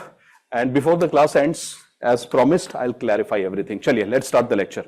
So please write, please open your notebook, and from tomorrow, everybody should have this data book. Sabke paas hona chahiye. Tomorrow as in Monday. Everybody should have this, please. Definitely you should have it. Yes, KD, definitely. And the medium will be completely English. So that's what we are going to follow. Unless the name of the scheme is in Hindi, I can't do anything about that. But for example, Atmanirbhar Bharat is a Hindi word. But then the English version of that is self-reliant India. So whenever it comes, so we'll make sure that we make it bilingual. If it's Hindi name, we'll convert it into English. All the topics by me. Nobody else will be allowed here. Only one doctor and one pilot. Right? So industries. But yeah, one thing that happens. So for example, if one of my student or one of my friends who is an expert, suppose, placed in a particular government department, let's say I have some friends in the Ministry of Agriculture, somewhere in Ministry of Corporate Affairs. So if they have some time in between and if they have expertise in something, I might bring them for a half an hour, experience sharing with you guys. Not as a part of lecture. I won't disturb the class timing. This I will never do. I mean, this is a discipline we follow, but maybe just to say a hi and hello to you. So if I feel that my friends are around and I feel that they can be of help, they can tell you something related to interviews, maybe this can happen. But lectures will not be substituted by anybody else. That will be completely by me. So guys, tell me something. If you are looking at this topic called as industries, when you meet somebody for the first time, what do you do? What is the first sawal or question that you ask? First question that you ask from anybody? What's your name? That's what you ask. What's your name? So for example, I told you that, yes, name, or whatever. Who is saying? So Dharmesh is saying, no, sir, I asked for the phone number directly. Right? So guys, when you meet somebody for the first time, you ask them their introduction and their name. Similarly, when you study this topic called as industries, the first question that you will ask is, what are industries? And guess who asked this question? UPSC. What is the question asked by UPSC last year? That please match the following: primary sector, secondary sector, tertiary sector. And there they mentioned, things like mining and quarrying, surveys, etc., etc. That's the first thing they did. UPSC asked this question in prelims. So we should know what is the meaning of the word industries. Similarly, as we keep on studying in a different lecture, we will understand what is the meaning of the word agriculture. We will also understand what is the meaning of the word primary sector, secondary sector, tertiary sector. Today is the time to understand secondary sector. What is secondary sector? Which means what is industries. Ab see, look at the dilemma. I'll tell you something very funny about it. So guys, that's your industries. So please do one thing. Please write, guys. Please write. Define industries. Define industries for India. Define industries for India. Define industries for India. Define industries for India. Now, look at the funny part, what India did, and then I'll give you a dictation. So please note it down first. You note it down exactly like this, without changing anything. Just note it down. Then I'll explain.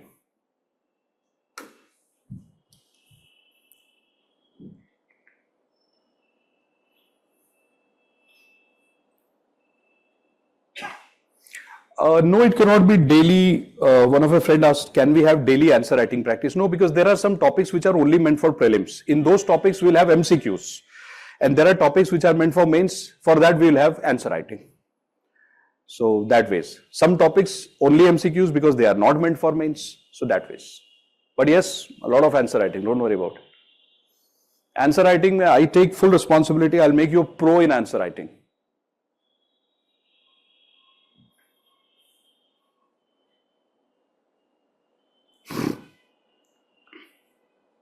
Most welcome. Did you write it, guys? Wonderful. Now, so I'm going to tell you a small story. You please absorb the story and try to see how political economy works. Listen to it very carefully. India is a member of World Bank. India is a member of IMF. India is a member of WTO. Right? India is a member of all these multilateral institutions. What does India do? India normally goes to these institutions and tells them that, hey, can you give me some cash? Because I want to promote industries in my country. So for example, the industrial smart cities. Government of India is getting money from various global agencies for developing industrial smart cities. So India goes to these agencies like World Bank, India goes to Asian Development Bank, and India tells them, can you give us some loan or can you give us some grant so that we can use this money to promote industries in India? There is one thing. If somebody gives you something, the very word give or gift, it comes with a condition. They will definitely ask you after a point of time, what is that thing that you did with my money? Can you please show it to me? So when India takes a lot of cash from World Bank, IMF, Asian Development Bank, they have been asking questions to India that India, what did you do with my money? So what did India do? Now listen to this carefully. So imagine, bacho, that suppose this is the national income of India. I'll teach you national income topic separately. National income means the income of the country as a whole for today. So national income would be the income of India as a whole. So suppose that income of India as a whole, national income, let's say for today it's GDP. Let's say that national income of India is only 100 rupees. Out of 100 rupees, what is the contribution of industries in this?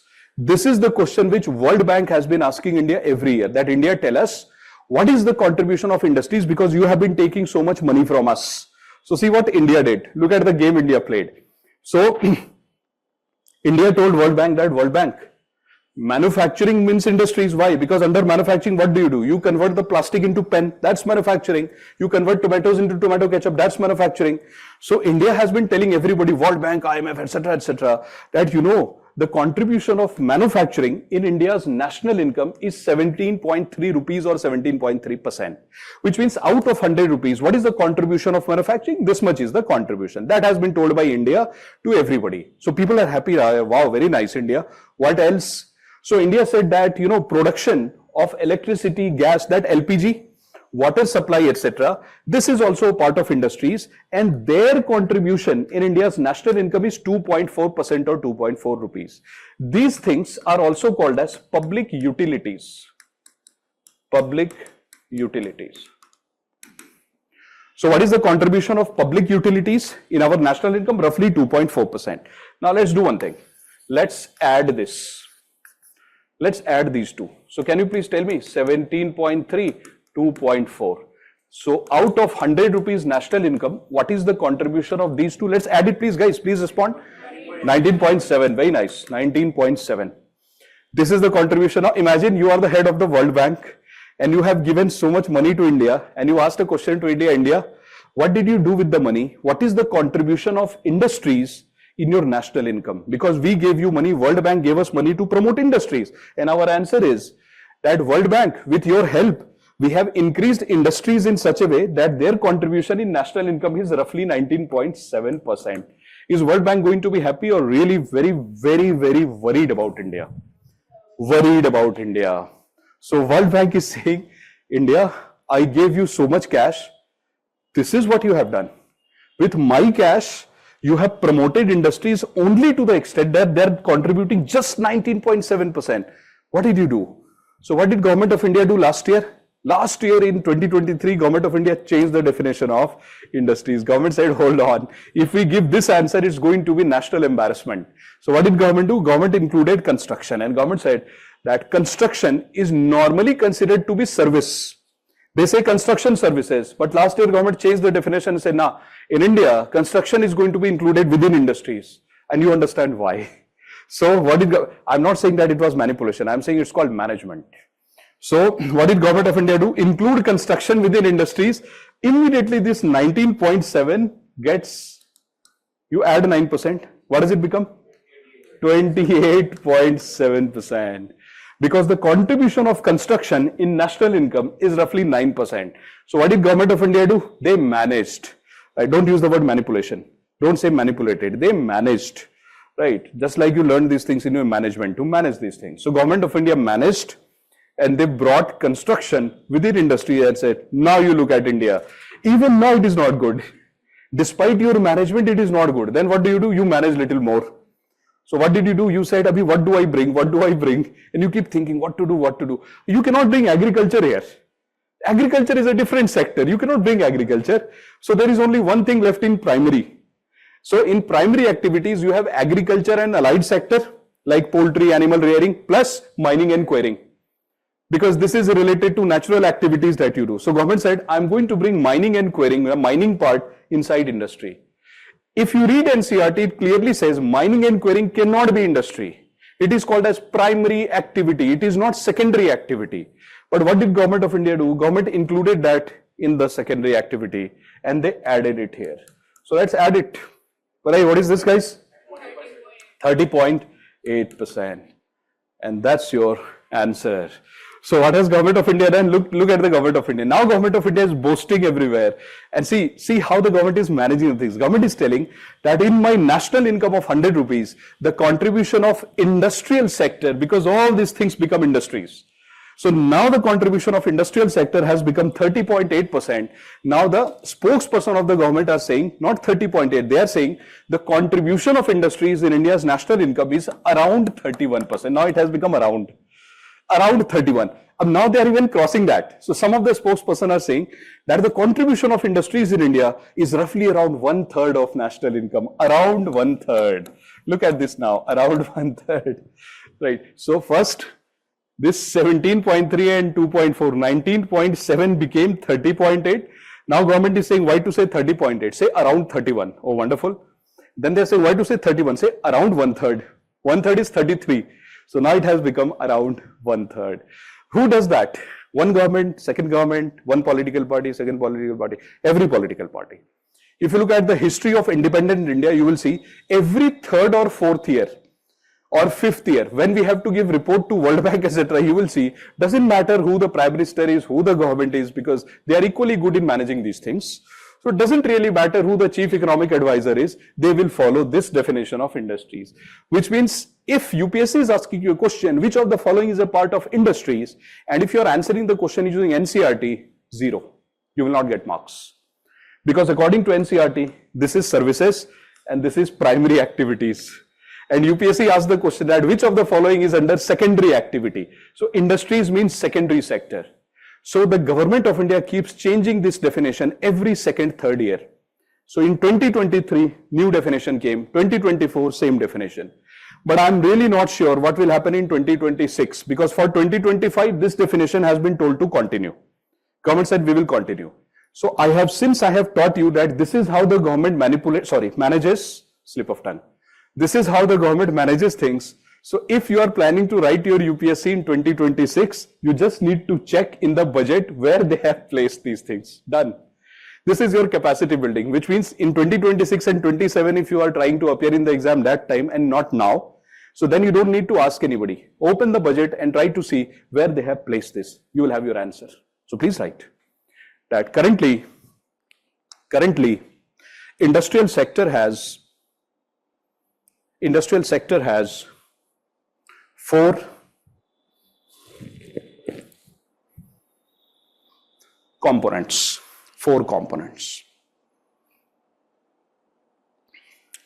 Some important facts related to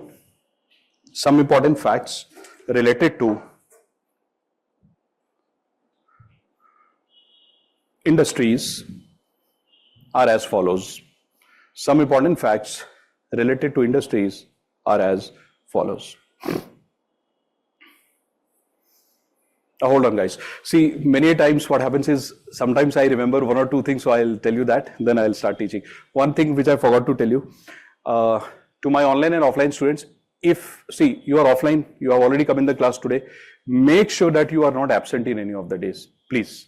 Because there is a certain way of learning that I have developed for this module that is highly interactive. You'll see it very soon. That I will speak 70% of the times, but remaining 30% I'll make you speak and write. As we progress in the lecture, you will experience these things. So I suggest please don't be absent in any of the days. To my online students, when you sit and start attending this lecture, make sure that you behave as if you are in the class. There is no difference, I'm telling you this.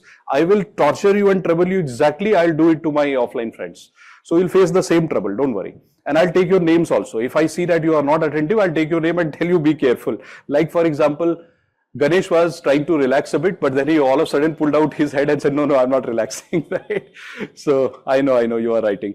So guys, many a times you become little relaxed and lazy free. It's okay, even if I remain absent in one lecture. I'm telling you, it will cost you a lot. Don't do that, because topics are very interlinked, and it's very rigorous that we are going to follow a very rigorous system of learning where your participation is the utmost. That's number 1. Number 2, if some of your online friends, if you want to attend the lecture offline, you can.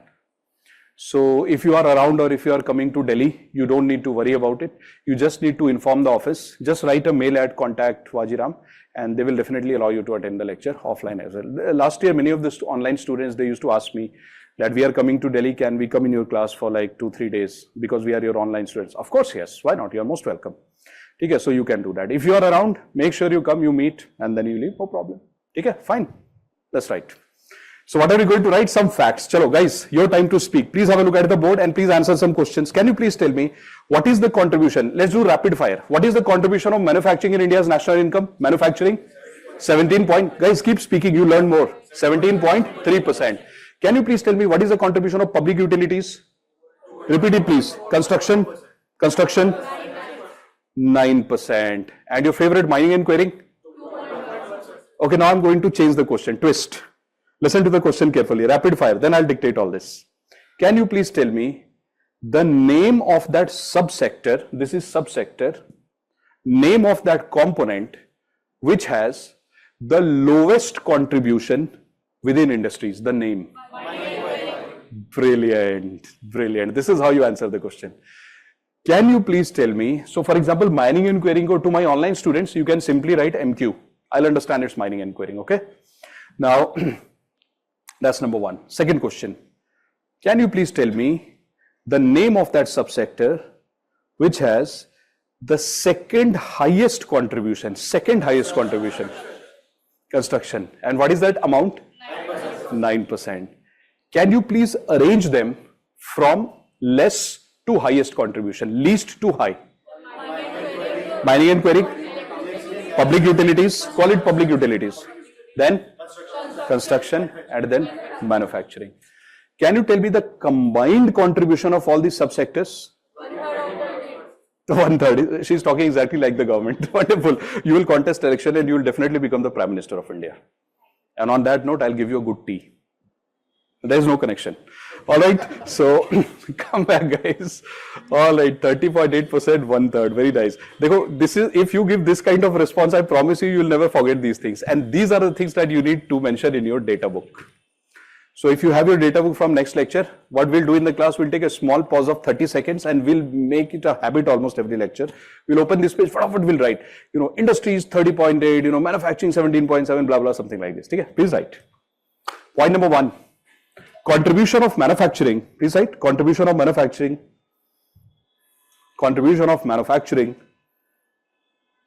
in India's national income is equal to 17.3%. 17.3%. In the bracket, please write 2023. Which year? 2023. We don't know about 24 because 24 is still running. So 2023. Second point, please write. Pacho, question for you. Again, question for you. Please participate. Now, if I ask you a simple question, be honest in your answer, okay? My question to you, let's start from you. So my question to you is very innocent, so he'll answer the question. So suppose that I'm your mom and dad. Very scary feeling. He says, hey, don't say this, sir. So suppose that I'm your mom and dad. Imagine this. And I'm asking you a question by making a phone call to you and asking you, beta, what is your study hours these days? How much are you studying these days in terms of self-study? So what will be your answer? 5 hours self-study. 4 hours? No, don't give this kind of answer. The best answer to give to the you are so innocent. Your friend is saying, sir, 1/3 of the day. Right? One of your friend is saying 4 hours. Right? Don't give this kind of answer. Numerical values, very dangerous because parents will catch you. They will compare. That last day you said 4, today you said 3. Your hours are coming down. You know what you should say? You should say, I am maintaining consistency. And I am maintaining full consistency. Now, parents are very innocent. Right? They will say, good, my child is very disciplined and consistent. But faculties are not very innocent. Faculty will grill you. If I'm your faculty, I'll ask you that, beta, what did you tell your parents? Consistency. Tell me what is that number of hours which you are consistently maintaining? You will say, sir, 1 hour every day. Right? So see what you have done. You have given a very good answer. I'm being very consistent. But consistent at what level? At a very low level of the spectrum.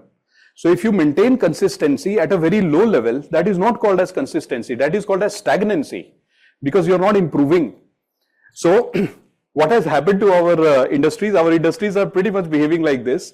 So what is the habit of manufacturing sector? The manufacturing sector has become literally stagnant in India. So what has happened in last 15 years? If you look at last 15 years of figure, suppose this is the national income of India. And if you look at last 15 years, okay, are you understanding, guys? Last 15 years, 1.5 decade. So if you look at last 15 years, and if you look at the contribution of manufacturing sector in India's national income, you will see that this manufacturing sector is contributing in the range of 15 to 17% per annum. That's it. It doesn't cross this limit. So 17.3 is also around 17 only. This is the limit at which it has bound itself.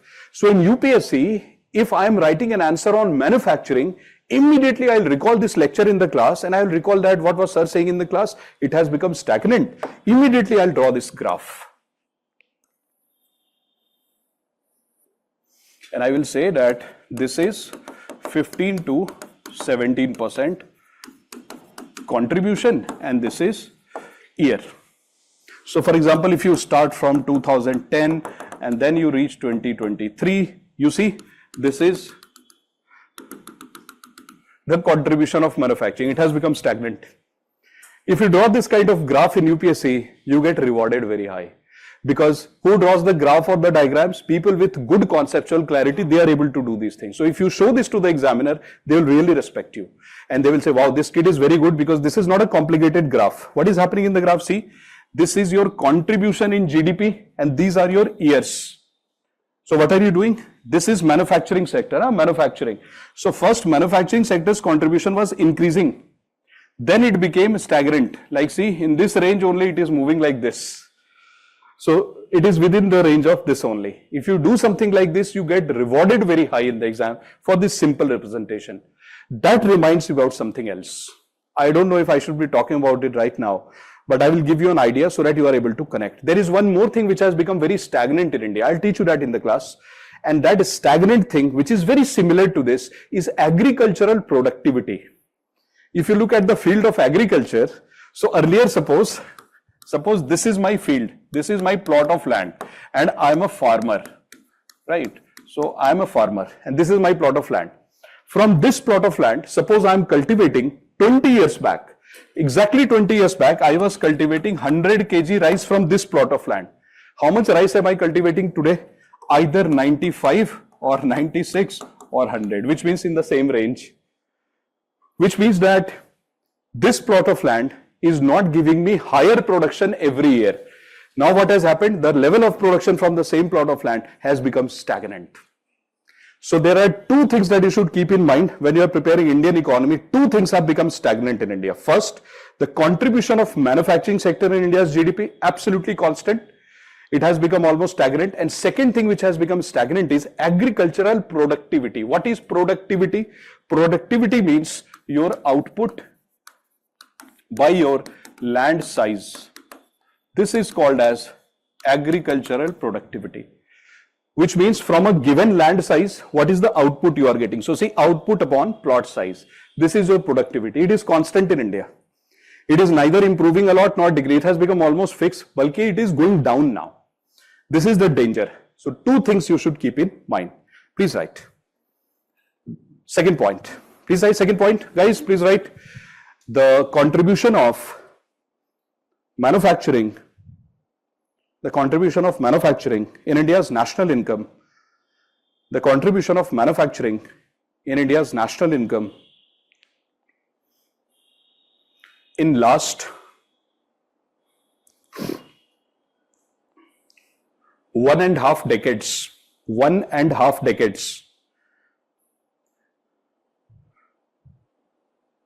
has remained in the range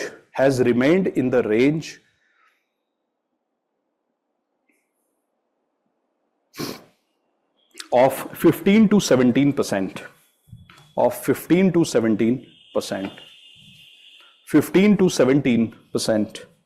And guys, you should draw this graph. And where you draw this graph, you should write mains, which means in mains answer, we will use this in the class. So draw this graph, please. Done? Good. 15 to 17%. You should memorize. To my online students, are you drawing the graph? Good. Draw it, please. Very important. Cool. Next point.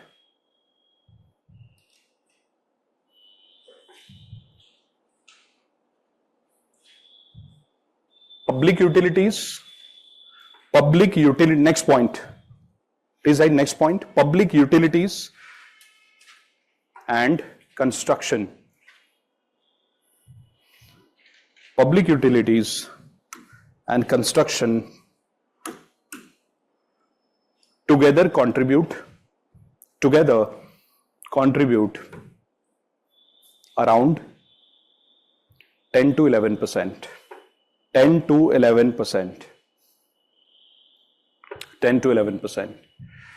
You know what I have seen in UPSC? There is one weird kind of thing which has happened. Because they have asked all the standard questions. So these days what they do is, they know that there is something new included. Construction has been newly included in industry. So what UPSC will do is, they will take 1 point from here, 1 point from here, they will combine it, and then they will expect you to memorize that the contribution of these two together is around 10%, 10, 11, 10, 11. Very weird kind of thing, but they do it. Why? Because they have exhausted all the standard question. I mean, what will they ask? They also have to stay relevant and show that we are asking good questions. So what they will do is they'll combine these two.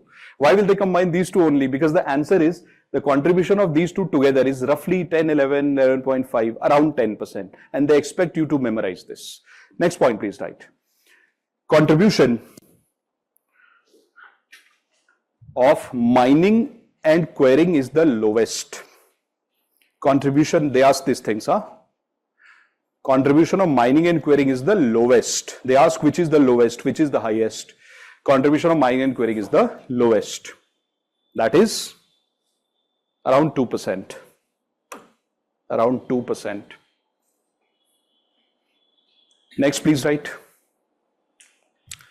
Next, please write. Okay, before I tell you the next. You know that these are the component wise contribution, but this is the overall industrial contribution. What is the overall industrial contribution, guys? 3 answers I gave you. First, so first I gave you 30.8%. So we will have different answers. What is the contribution of industries in our national income? First is real answer 30.8%. Very nice. So this is 30 to 31%, and third answer is 1/3. What will be asked in your UPSC prelims? All the 3. UPSC has a habit, they will ask you any of the 3 and they will say, which of the following in general is correct about the contribution of industries? Done.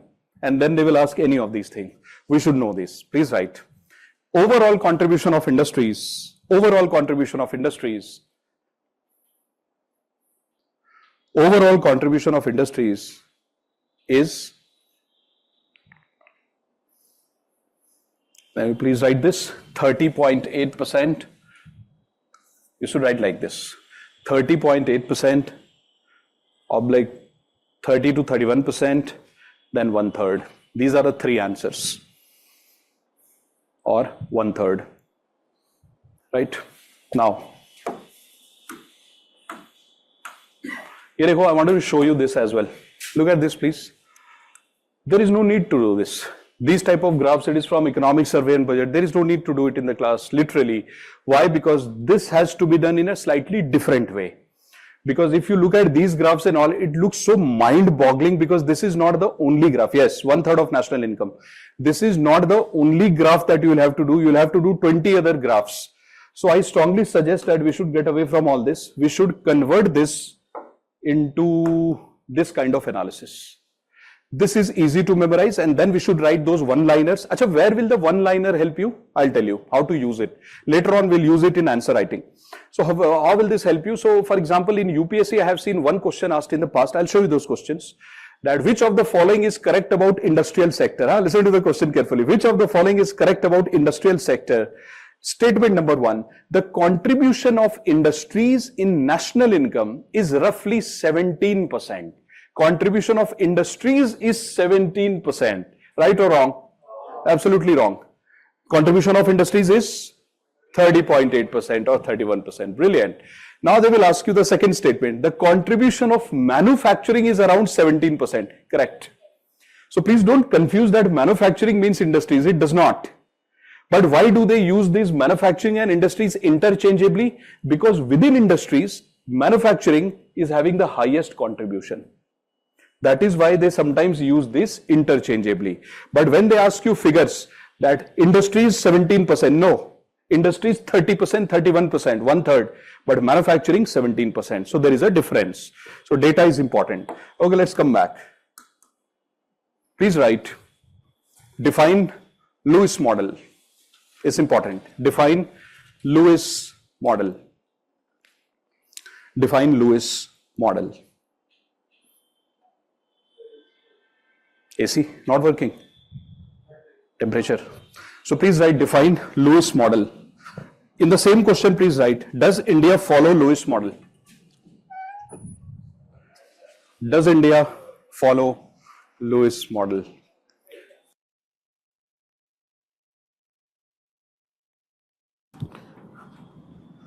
Does India follow Lewis model? Second question, please write. Can we apply, second question, can we apply Lewis model in the current economic scenario? In the current economic scenario.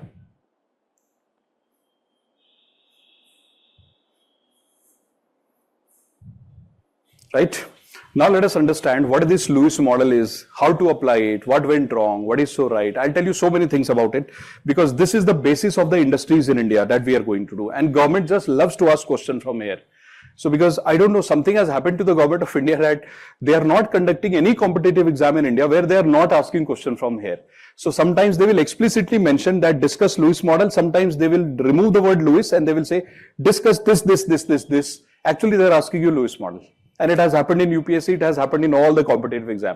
In the state exams also, the public service commissions, they are asking these type of questions. So let us understand this very clearly.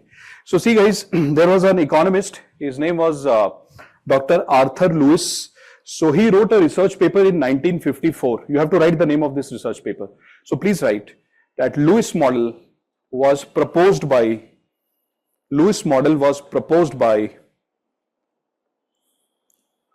Dr. Arthur Lewis. Dr. Arthur Lewis. Lewis model was proposed by Dr. Arthur Lewis in his research paper.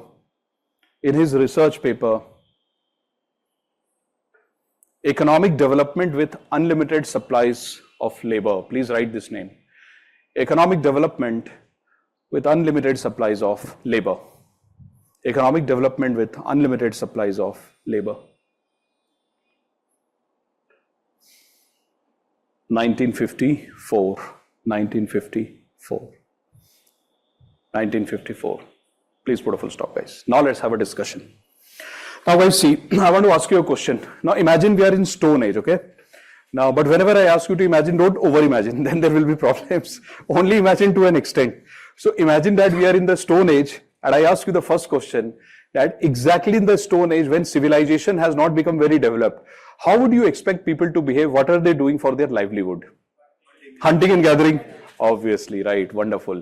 So they are doing, absolutely correct, they are doing hunting and gathering. Now over a period of time, as you domesticate animals, as you get close to nature, you will understand how to cultivate crops, you will understand how to domesticate animals and use them for agriculture, which means that from hunters and gatherers, you will become farmers. You will start basic cultivation of crops. Second question. Now imagine guys that agriculture had started in the initial phases. So can you please tell me that from hunter and gatherer, when we become almost like farmers and cultivators, do we cultivate for self-consumption or do we cultivate for barter system and market initially?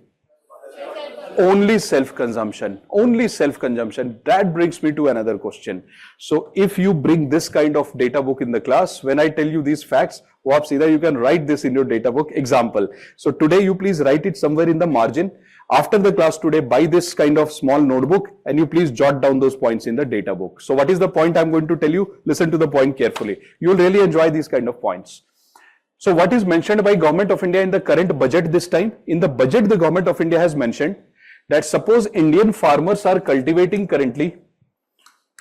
So government is saying that if Indian farmers are cultivating 100 kg of crops, 100 kg crops, this is being cultivated by Indian farmers today.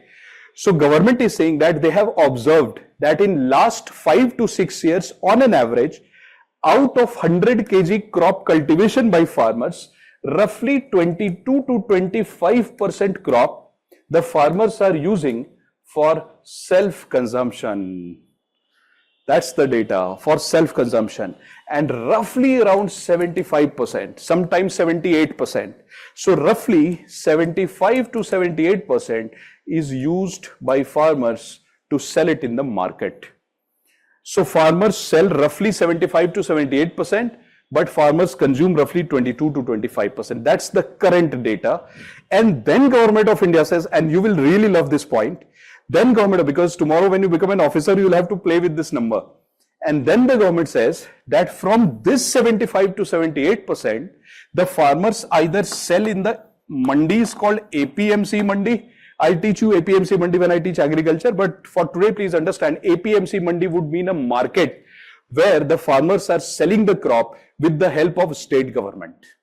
So that is this mandi, right? So from this 75 to 78%, the farmers either sell in the mandi market of the state government, or the farmers give their crop to Government of India through MSP.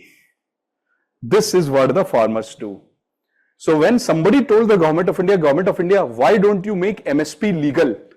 Why don't you buy all the crops from the farmers, whatever they give you? So Government of India said, are you understanding what you are saying? So you are telling me, I am the Government of India, that when farmer produces 100 kg, they will keep 20 to 25 kg in their pocket for self-consumption. And we are telling the Government of India that government remaining 75 to 78, don't send the farmer to mandi, you please buy everything. So government says, are you listening to yourself what you are saying? India should buy this much. Where will we keep it? And you are saying that farmer should never go to market. This is the danger which government said that is there in my mind. Then people said, government, don't do this. Why don't you make sure that at least from this, you make a commitment that you will buy some part compulsorily. Government said, debate will be done later on. Don't talk about this because this is too much of food. We don't know how to store. We don't know how to procure, how to transport. We don't have that system. This became the debate which we will do in the class when we do agriculture, because I'll bring this question again. So guys, I have a question for you. Imagine that you are the finance minister of India. Think about it, guys. I told you that you have to interact with me. You are the finance minister of India and I'm the farmer. And I'm forcing you that you have to help me. I'm not a rich farmer, I'm a poor farmer. I have grown 100 kg of crops, 25 kg I'm keeping for myself. Remaining 75, either I sell in the market or MSP, but I'm telling you that government, I'm not going to go to the market. You have to take this entire 75 from me.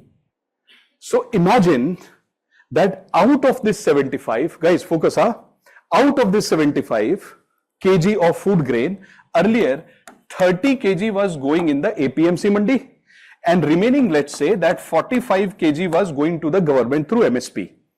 But now I am the farmer, I am telling you, the Ministry of Finance, that take this entire thing in your pocket, government, and give me MSP. What is the extra burden that will fall on the government of India if government buys this entire amount? Extra burden will be only 30 kg. So when the government of India started to say, no, I can't buy all this, immediately farmer said, what are you saying? You don't have to buy all, you are already buying. You have to buy this part extra. So please don't fool this country by saying that I am buying all these things from you. You are not buying everything. You are just buying this already. So the extra burden that will fall over you is not this. You are already buying this, government. Extra burden is this. So if we are able to calculate the monetary value of this, we will understand how fiscal deficit of India will rise. Isn't it? Fiscal deficit means government's burden. This is going to give the burden. So when I teach you agriculture, I will teach you that if government buys this also from the farmer, what is the extra burden that is expected on the government? That burden will become the government borrowing or debt. That will be like a load on the government. And that government is trying to avoid. And you know what that number is? Roughly around 8 lakh crores. If government also buys this, the extra burden on the government will be 8 lakh crore. For this 8 lakh crore, government is saying, sorry, I can't take it. So guys, if you have the data book, from next lecture, what will you have written? Abhi to in side margin you should write. Somewhere you should mention it. So what will you write? That roughly 22 to 25% is self-consumption. This figure. Did you write it? This figure, 22 to 25. And then next figure that you should write is that if government legalizes MSP, keep writing this data, it will help. If government legalizes MSP, I'll teach you this in agriculture, don't worry. MSP, the extra burden on the government will be around rupees 8 to 10 lakh crores. Rupees 8, see this guys, rupees 8 to 10 lakh crores. 8 to 10 lakh crores. I want to ask a question to you. Now guys, imagine this and you feel it, please. Whenever you study something, get into the groove of it, get into the soul of it and start feeling that subject. I'm telling you, you will fall in love with the subject. So how? For example, suppose that you are conducting an interview. I'm one of the UPSC aspirants and I've just reached the interview and you are asking a question to me, just a basic question. You are the UPSC board and you are asking a question that, so Mr. or Miss Candidate, can you please tell us that should government of India purchase all the crops from the farmer, and if no, why? If yes, why? And government is saying that it will put so much of burden. Do you really believe so? Now imagine if I'm giving an answer like this. No, government of India should not purchase all the food grain because it will put a burden. That's one answer. Second, yes, government should purchase everything because we have to save the farmer's life. That's qualitative answer. Because if you just give qualitative answer, you are not able to justify yourself through data, through fact, that how much of burden is it going to put, or it is not going to put burden. You are not able to justify. But imagine if you tell your answer in a slightly different way like this, and you are the judge, I am giving the interview. So suppose that I am telling you as a candidate that, sir and ma'am, you know, farmers in India produce, let's say, 100 kg of crops. I start my answer with this only. That suppose farmers are producing, and trust me, I have done this in my all my interviews, all my life I have done this, and it has worked. I never take the real numbers. I always take the 100 kg wala example. And it gives such an amazing kind of answer. So I'll tell you, you are the interview board, that sir and ma'am, suppose farmers are producing 100 kg of crops. Out of this, I am a farmer, suppose, I am keeping 25 kg for my consumption. Remaining 75 kg, I am bringing in the market. Out of that, the government is already buying this. Let's say 45 kg government is already buying. So this is not extra burden, it is already there. The extra burden will be this, which is 8 to 10 lakh crores. If government of India can save the corruption part of subsidy, so there are people in this country who are not poor, but they are taking the money from the government of India by saying we are poor, like LPG subsidy, fertilizer subsidy.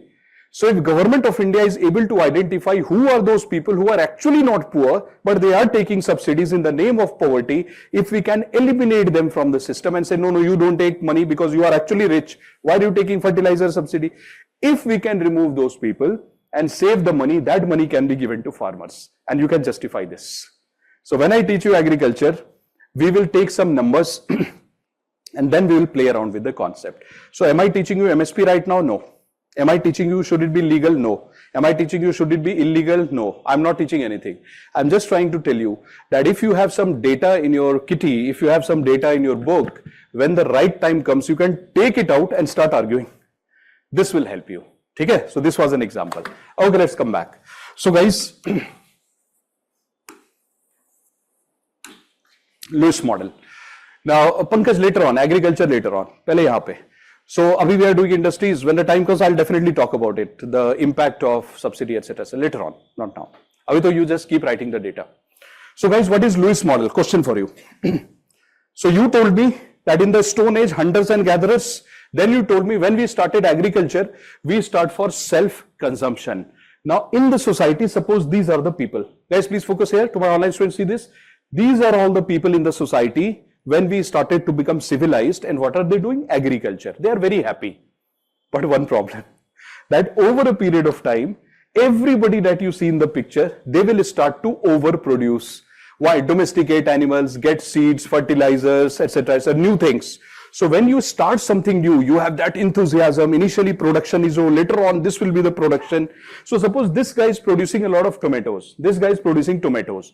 Initially 1 kg, then 100 kg, then 200 kg. Now he is giving tomatoes to his other friends. After distribution of tomatoes also, in his godown or at his home, this much tomato is left, what will he do? And at that time, the system of, preserving the tomatoes, refrigeration, etc. would not be very strong. So what will happen to the tomatoes? They will rot. It will be wasted. So what will he do? So when agriculture becomes very strong and he has surplus, he will come here and he will say, hey, let me convert my tomatoes into chutney called as tomato ketchup. The fancy name, sophisticated name is ketchups. And the Indian name is chutneys. So what does he do? He converts tomatoes into tomato ketchup. Very basic tomato ketchup, huh? So now this guy, he produces potatoes. He is also watching this. He's saying, acha, okay. So this person moved from here to here and converted tomatoes into tomato ketchup. I'm also going to take my potatoes and come here, and he converts the potatoes into gold. Simple. Sorry, potatoes into chips.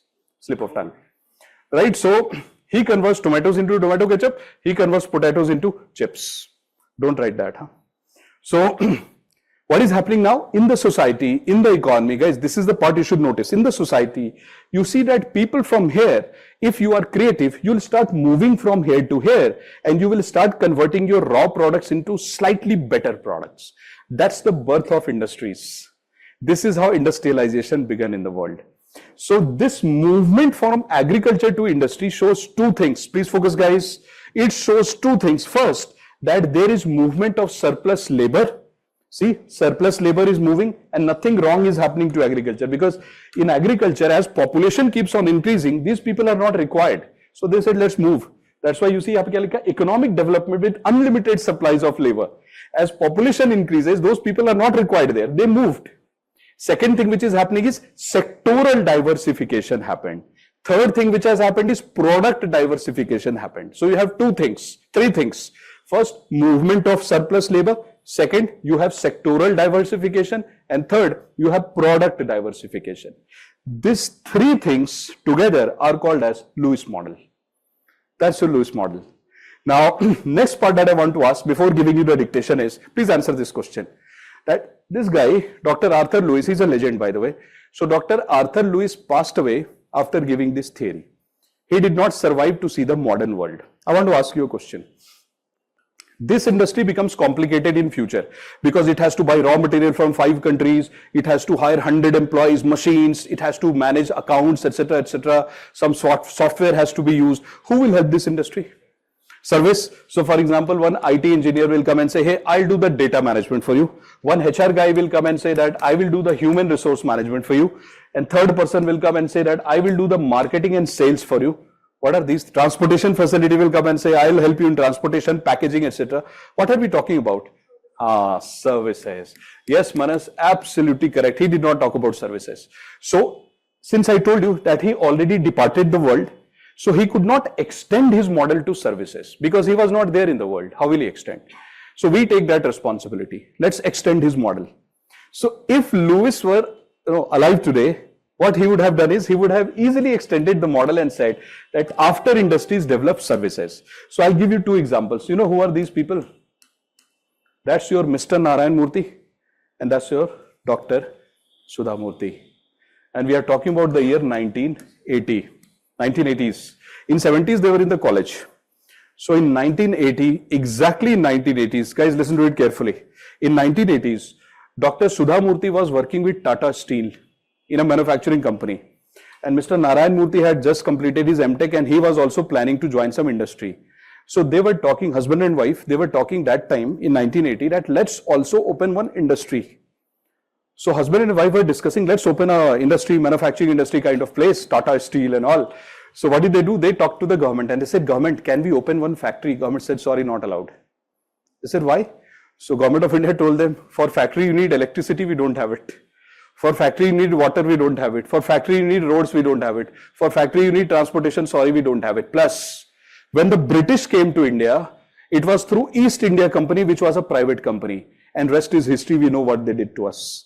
So government of India after independence was very cautious and government did not have any kind of feelings for private companies.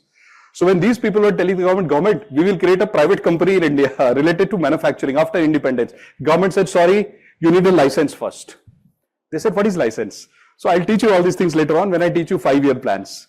So government of India at that time, 1980, was telling every private company that, hey, you are a private company, you want to manufacture pen, you want to manufacture toothpaste, you want to manufacture toothbrush, take a license. So private company said, why license? Government said, because we don't want you to do anything which will harm the society. So private company said, I am going to manufacture toothpaste, how will it harm the society? Government said, what if you use some chemicals which is not good? What if you use the color in the toothpaste which does not suit the society? They said, color? So government said, yes, we will decide what should be the color of the toothpaste. We will decide the size of the toothpaste ka tube. We will decide the packaging material. Everything has to be decided by government. You don't do anything from your side because if you become too free, then you will behave like the East India Company. This used to be our attitude. So we said, sorry, private companies, not allowed. And number 2, we did not support them through infrastructure. We didn't have money because when we got independence, we were almost bankrupt. So we don't have money at that time, plus government is very skeptical about private companies. So what would happen if you are Mr. and Mrs. Murthy? So this couple said at that time that there is no advantage in doing manufacturing because government is not helping. Let us shift. They shifted. And what did they do? Immediately they established a company called Infosys, 1980s, 81. They established Infosys. The moment you establish Infosys, everybody is asking you, hey boss, you established Infosys. Don't you need a license? They said, no, license in India is only valid for manufacturing, not services. Number 2, for this service industry, you don't need waste management, you don't need water facilities, etc. From work from home also, you can start this. You don't need big trucks. You don't need packaging material. No support is required. You can just manage. Even if road is not there, you can manage. They said, wow, very nice. So what happened in India? Starting from agriculture, we did not go to industries because industries became difficult for us. Why? Because infrastructure was not there, government support was not there, and we had some sort of negativity against manufacturing because we felt they will behave like East India companies. So we did not motivate them. So in India, this part gone. So what happened in India? Service sector developed. So guys, India is a very different country in that sense, a very unique country in that sense, that first agriculture developed, then we almost skipped manufacturing and see how we jumped to services. Which other country in the world has followed the same model? Our best friend, Brazil. So India and Brazil. Brazil also faced the same issue. In Brazil also, they did not have much money to create infrastructure for industries. They were not hating industries. They didn't have the money to create infrastructure for industry. So what happened in Brazil? They found services to be easy. They said, yeah, this is easy. Take a computer and start working. So India and Brazil have followed a model where from agriculture they jumped to services and they almost skipped. What is the meaning of almost? Almost doesn't mean that there is no industry. Almost skip means hardly any industry is there and we just skipped. What happened because of this? Something very dangerous happened. Look at it very carefully, bacho, before we write all this. See. So now, there are two people who have moved from here to here. That is Mr. and Mrs. Murthy. Because their parents were also like, old generation were farmers and all. So guys, focus on this one. It's very, very crucial. Two people from here moved here. Now there is no industry. Literally in India, almost industry vanished because government did not support. Now suppose guys that this is mom and this is dad. Okay, so there is mom and dad. So that's your mom and that's your dad and this is the kid. There are three people. So this kid is telling the mom and dad that mom and dad, can I join industries because I don't want to be a farmer. So parents are saying that beta, please go explore. If you find any industry, please you go there. So what is this kid doing? Kid is started to travel. He came here. He started to look for industries. Where are industries? Where are industries? No industries. Then the kid says, let me try my luck in services. Comes here. Says, Infosys, can you hire me? Infosys says, beta, do you have skill? He says, no, I don't have. So Infosys says, why don't you have skill? He says, because I come from tribal area, there is no school. There is no training center. So I come from a village area, rural area. Health and education infrastructure is very, very bad. So Infosys says, sorry beta, we can't hire you. Our sympathies are with you, but we can't hire you because you don't have the skill. So please go back. So he comes to manufacturing and he tries his luck anywhere in manufacturing, but very limited. Only some states of India have manufacturing. Some government companies were doing good initially, but by 1990 they failed. I will teach you one specific lecture on government companies, and then I will tell you that government companies failed in India because they became too powerful. And they became almost like a monopoly, which means they started to believe that they are the boss. And they stopped taking care of society and people. They failed. It became whole corrupt system. So government companies failed. Private companies did not succeed. It was almost blank. So this guy is moving around and with a very heavy heart, he comes back and says, I can't do anything. Now, Government of India did a survey last year. Listen to it very carefully. A survey was done last year and guess what the government found? Government found that if you look at the entire workforce of India, what is the meaning of workforce? The meaning of workforce is either those people who are working or those people who are ready to work. That's your workforce. So workforce of India currently roughly is around 56 crore people. So let's say 56 crore people of India are either ready to work or they are working, roughly 56 crore. Now out of, let's say that total workforce of India is 100 people. Out of 100 people, how many people in India have certified skill? Certified skill means you have taken your skill training from some institute, which is authenticated institute. You have certificates, roughly 4.7%. That's the skill level of India according to the new budget. These are the entries that should go in the data book. So you write it somewhere. I'm going to show you a figure. Look at this, please. This will break your heart, I know it. Look at the skill level of India. According to which document? Budget 2024 and Economic Survey 2023-24.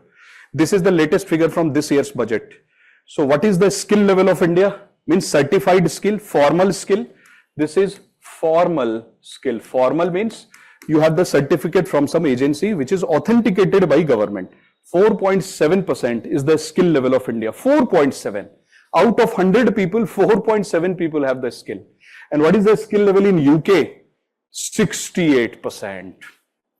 What is the skill level in Germany? 75%. USA, 52%. Japan, 80%. Look at our best friend, South Korea, 96%. How can we compete against South Korea, Japan, USA, Germany, and UK? Chinese skill is also around 50 to 55%. How can we compete against them with 4.7%? Don't you feel this is slightly bad? Where do you study all this? Which paper? GS paper 1, 2, 3, 4? Paper 2. Social issues. Health, education, poverty, all these things are mentioned. Skill development, all these things are in GS paper 2. So in GS paper 2, you will have to use this data. In GS paper 3, you can use this in your mains answer. That our industries or our people are not doing well because we have failed to train them. That's the problem. So let's come back. So what is happening, bacho? See, I follow the story model. The story helps us to understand a lot of things. So this guy is roaming around with a 4.7% skill. So what happens to this person? He comes back and says, Mom and Dad, sorry, I didn't get a job. Now see what will happen in future. Don't connect yourself with this next part of the story. Please don't connect. This guy in future gets married. That's it. So he gets married, he has his own family. So this boy gets this land from mom and dad. From mom and dad. So this boy gets married and he has 2 children, land divided. Those 2 children will have 2 children, land divided. So every child getting married and land is divided in India. Here you go. This is what has happened in India. So in the field of agriculture, population is increasing, land is getting divided.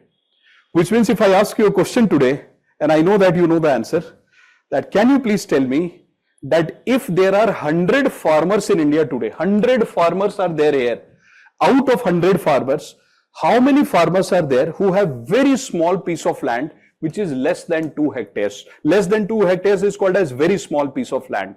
So how many farmers of India have very small piece of land which is not worth using in agriculture? You can't run a tractor there. What percentage? 89.4% according to current budget. Which means if you have to write your data book entry, you should write that roughly 89.4% of Indian farmers, please write bacho, roughly, not 86, 86 is old number, Manas 80 is old and Pawan 86 is old number. Yes, Devashish, correct. So please write that, what did I tell you, sentence? Roughly around 89.4% of Indian farmers are small and marginal. Small and marginal. That is,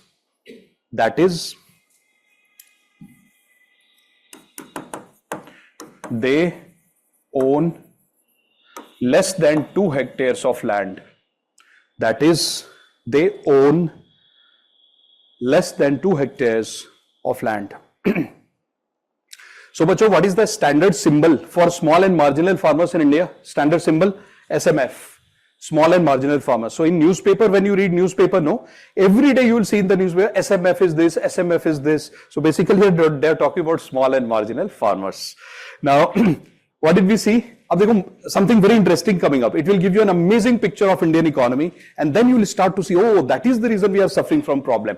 The biggest problem suffered by India is that people started to multiply in the field of agriculture and land size started to go down. When these people wanted to shift to industries, we have limited options. Government failed to provide them skill. So the people who are born in agriculture remain in agriculture. So what will happen to average income? Average income will go down, which means family size increases, your land size goes down. Family is becoming bigger, land size is becoming smaller, and you become vulnerable. What will it lead to? Rural poverty. It led to rural poverty in India. So it took us more than 75 years to reduce our poverty. Because here comes poverty, and poverty leads to inequality. So poverty, unemployment, inequality, all the things happened there. What happened in this field? Services. This service industry became the middle class of India. Yeah, this is the middle class of India. If somebody will ask you that, hey, they say that India has a big middle class. Which middle class? That's your middle class. Majorly, this is our middle class. So people who are born here, whose parents got into services, they are doing pretty well. So this is the area of prosperity and this is the area of deficiency. Some people from agriculture migrated to cities thinking that I will get a better life. When they got into cities, they realized that they can't get a job in service sector. So they started to become urban poor, migration. So in India, two types of poverty developed, rural poor and when they migrated, urban poor. These two types of poverty became total poverty of India. So if somebody will ask you today, because you are my UPSC aspirants and you are my future policy makers, that tell us the root cause of problem in India, which led to poverty, inequality, unemployment, and a lot of chaos in the society. The biggest problem that led to all this, number one, lack of bridge between agriculture and service, which means service manufacturing was missing, which was one of the biggest problem. Second biggest problem was skill. We failed to provide skill. Had we provided skill, some people would have got an opportunity to move from here to here. But if somebody will ask you, beta, tell us why industries could not develop. One of the biggest reason for lack of industries in India is infrastructure. If infrastructure was there, even under license Raj system, I would have tried. But what is the meaning of license Raj? What is the meaning of industries if there is no water supply, electricity supply, transportation system? Even if government gives me license that please go and manufacture this pen, how will I manufacture? There is no electricity, there is no water, there is nothing. How will I manufacture? What will I do with the license? So if I come in the class and I don't give you any handout, I don't give you any class dictations, don't give you any data and tell you, you have my full support. What support am I talking about? There is no meaning of support in that case. So support means something tangible should be there first of all, which means infrastructure, and then qualitative support that, okay, how to use this. Both the things are missing. That is why, what did India, yes, what did your friend is saying, if you don't give handout, moral support is okay. Right? Very innocent kid. So guys, what did India do? Developed agriculture, missed this opportunity of manufacturing, jumped into services. So this created problems. Likhe, please write. Let's write that in the initial stages, change the paragraph guys, and please write, in the initial stages, hold on please. Oh, we have Manu again. Manu, where are you from? Which place? I'll tell you why. So, because it reminds me, oh, you're from Bangalore. So last year also when I was taking the module, there was a student, his name was Manu actually. And he attended the lecture for like almost a month. Then he got really unwell and sick. He could not continue. Again, he rejoined and he covered everything. And then one day he came to Delhi. I remember he was from Madhya Pradesh. He came to Delhi. He's an inspiration. He came to Delhi and he met me and he said that I've just come to meet. And when I asked him, how's your studies going? Miraculously, he had covered the entire syllabus in the hospital itself. He was hospitalized for almost 2 months. And that day I felt very small. I felt that I was thinking that maybe I'm studying such a difficult subject. I don't know how I'll do, because every day when I read 4 or 5 newspapers, I feel, God, this is so difficult. When I spoke to him and he told me, he showed me pictures that, sir, I attended all your lectures from hospital bed because I was not really well. From that day onwards, I mean, I got a lesson from my student that what I'm facing is not difficult. 4 newspapers are very easy. Isn't it? So you face something similar? He's your friend. So he used to attend my lecture from hospital also. He used to write many times. Now also he's in hospital. That's very sad. But so tell your friend that I still remember him and my blessings are with him. Because there are some people who become inspiration for you. So sometimes the students also become our inspiration. So many of you, I know that if I get into your history, I'll get to know how difficult or challenging your life has been. So you guys inspire us a lot. So that Manu, that name, no, that resonates in my mind even today. So that was it. So guys, let's continue. I know it was not related to syllabus. Good to know that you are here in the class. At least I'll know from you how he's doing. Chaliye, please write. How did we start? In the initial stages, thank you. In the initial stages of growth in the society,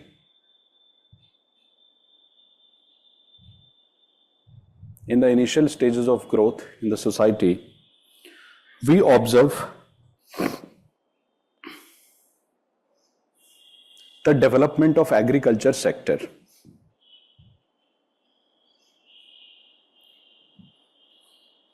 we observe the development of agriculture sector. The agriculture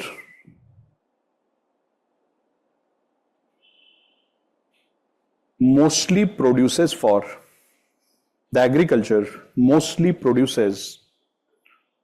self-consumption. The agriculture mostly produces for self-consumption in the beginning,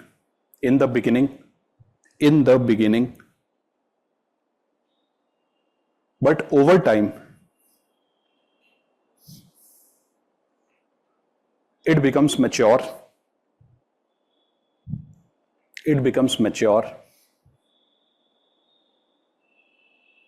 and produces for the market.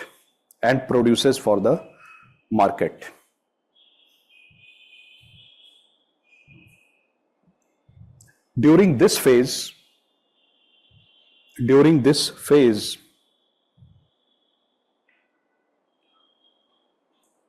there is development of basic industries.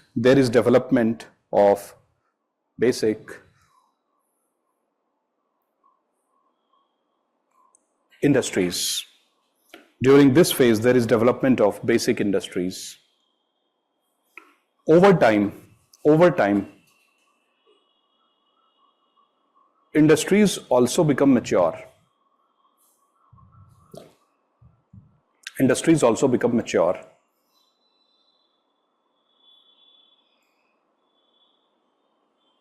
This path of development is called as Lewis model.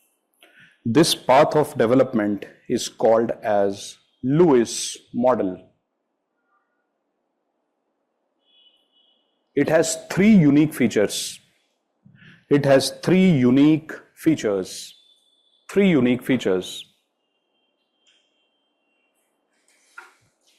Number one, there is transition of workers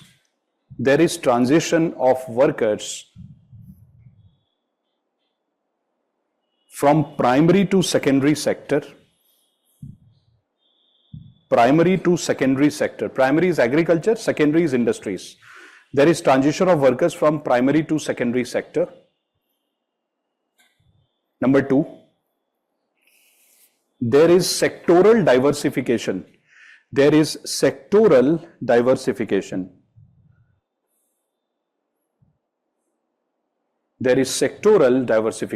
Why diversification? Because initially only agriculture, now both agriculture and industry. Sectoral diversification.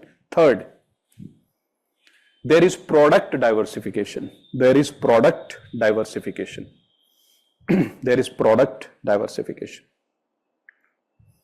What is product diversification? Initially only limited products, then more variety of products. Processed food, product diversification. Now please write that almost the entire world followed Lewis model.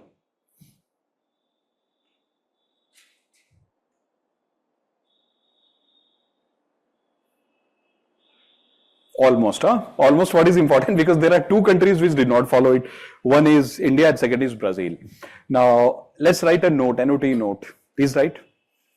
India and Brazil are exceptions. Achha, whenever I tell you to write a note, kids, you should write like this. NOTE, note. India and Brazil are exceptions. Now, please give a small title. India and Lewis model. Achha, one thing you have to learn, kids, in the class itself. Whenever you are making notes, you have to make sure that your entire notes is organized in the form of various subheadings. Because you never know which subheading will be asked in the exam in the form of a question. So subheadings should be there along with some diagram and facts. So a subheading, please, India and Lewis model. So what are we going to write, kids? India is unique. Please write.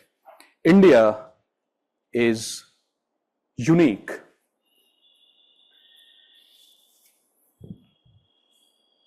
Yes, correct. India is unique in the sense that we almost took a jump, India is unique in the sense that we almost took a jump from agriculture to services. Agriculture to services.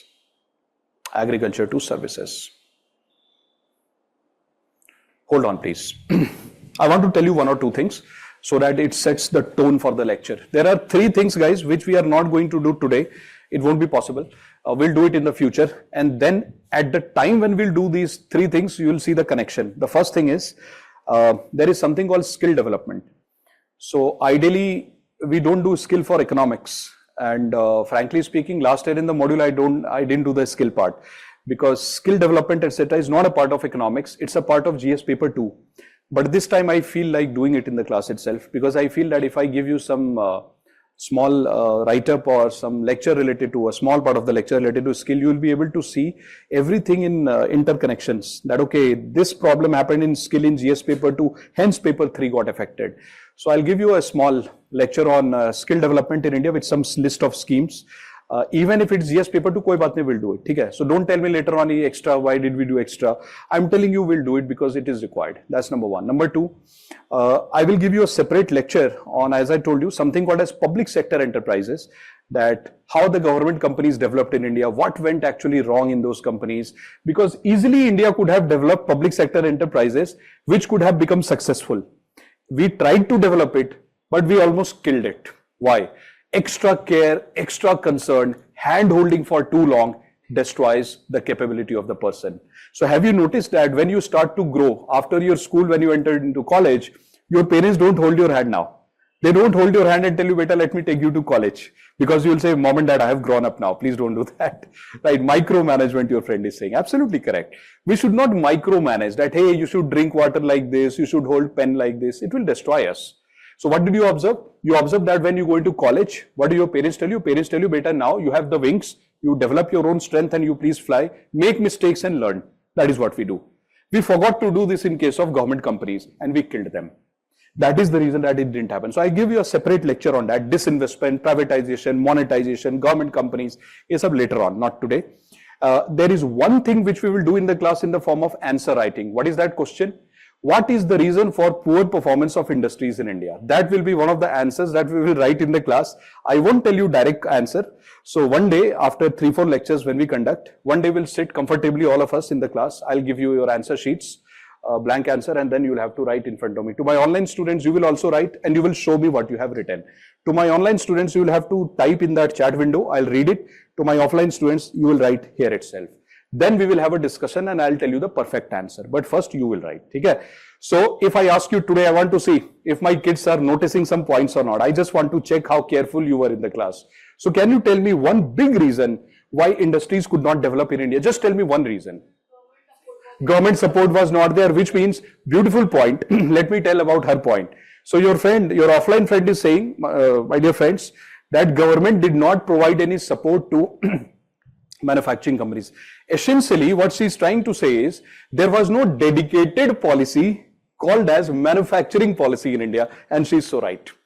You find me a policy called as manufacturing policy or national manufacturing policy before 1991, you will not find anything. So she's absolutely correct. There is nothing called dedicated manufacturing. There is policy called industrial policy. But within industrial policy, there is no specific thing which is mentioned. And even if there is industrial policy, what is written inside the policy? Take license, only government will produce this, only government will do that. Huge restrictions. And there is no policy called as national manufacturing policy for India. Absolutely correct. Second, your online friend. But let me take one of your answer from your online friend. Your online friend is saying that lack of infrastructure, which is absolutely correct. You guys said the same thing. One of your friend is saying license Raj system. So instead of support, government was preventing them from growing. Wonderful. So one of your friend is saying that, sir, there was lack of capital. Is it true? We were willing to invest. But your friend is saying something. So I'm going to read the entire thing. You tell me if your friend is right or wrong. Lack of skill is one point. Absolutely, absolutely. So, Abhi, I can give you one example from real life. L&T. you please go to the portal of L&T company which manufactures infrastructure.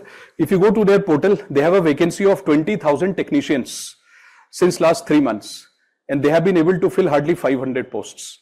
Remaining post vacant because they are saying the skill which we require is not there in India. Which means, don't you feel that our skill training institute should have a tie-up with industries so that they will develop that skill which is demanded by industries? That tie-up is missing, absolutely.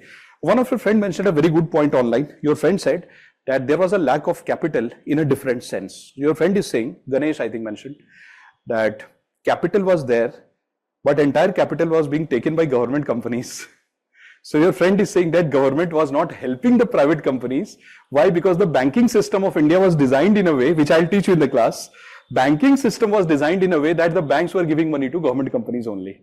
So banks were saying, sorry, we don't have money for you. Rate of interest used to be very high for private companies. Automatically, you filtered out the private. So money was there, but indirectly you discriminated. And your online friend is saying, one of your friends had just mentioned that, sir, maybe our mindset was not pro companies. Absolutely correct. Very good word. Our mindset was not pro private companies or manufacturing. Our mindset was very conservative. I'm not saying good or bad. I'm saying it was conservative. Oh, to hoga hi na? I'll tell you one thing.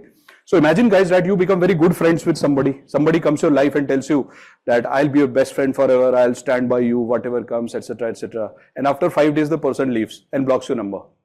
And the person deserts you, ghosts you out. Now, what will happen inside you? Something will change because you have had full trust in that person. You opened up, you shared phone numbers, you talked, you had coffee, Maggie, etc. And then you realize that all of a sudden, one morning, the person ghosts you out. Now, next person who comes to your life, you will start to look at that person with a lot of suspicion that, oh, you are trying to enter my life in the same way that the person came. Sorry, blocked. I'm inside my shell. I'm not going to talk. I'm not going to entertain you. Why? I have had bad experiences. That's the reason. Right? So, absolutely correct. One of a friend is saying that we almost burnt our hands because we opened our borders for East India Company. Rest is history. See what they did to us. They came to us and they said, we are simple traders. They destroyed us for 200 years. And when they left, our mindset became conservative, saying, no, we don't want any private company. Sorry, thank you. Please go away. This is the reason of conservatism. So before blaming somebody, India became this or that, at that time socialist and all. Yeah, there is a reason, there is a background. So we'll see all those things in the class. All right, good. So guys, despite the fact that I did not give you a dictation, that okay, this is the reason industries did not happen. But are you gathering some points? Over a period of next 3 lectures, when I tell you these data, etc., that okay, skill level very low, 4.7%. Then I'll give you some data related to capital, that okay, this much money was not available. So you can accumulate these points, and then one day when we write answer, I will tell you, please open your notes and create this answer for me. And if you are unable to do it, I'll definitely help you out. But these are the points I want you to accumulate in the class. Be creative, no spoon feeding, please. Okay? So because you will become smart in this sense. All right, cool. So let's write. Okay, please write. India and Lewis model, but very good answer, and online participation equally good as offline. Brilliant, keep it up. So India and Lewis model, please write. India almost took a jump.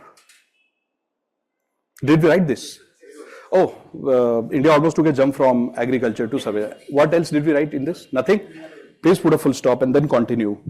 That it was majorly because of lack of infrastructure. It was majorly because of lack of infrastructure, capital, government support,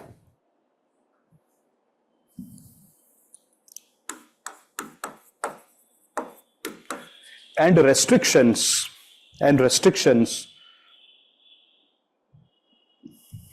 in the form of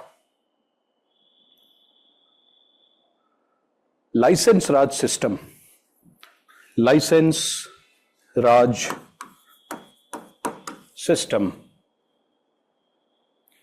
that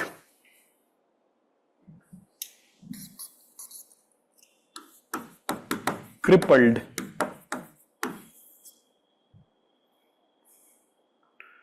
the Indian manufacturing and industries, industries.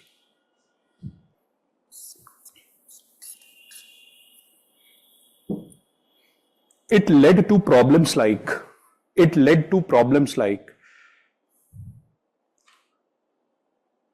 poverty. It led to problems like poverty, inequality,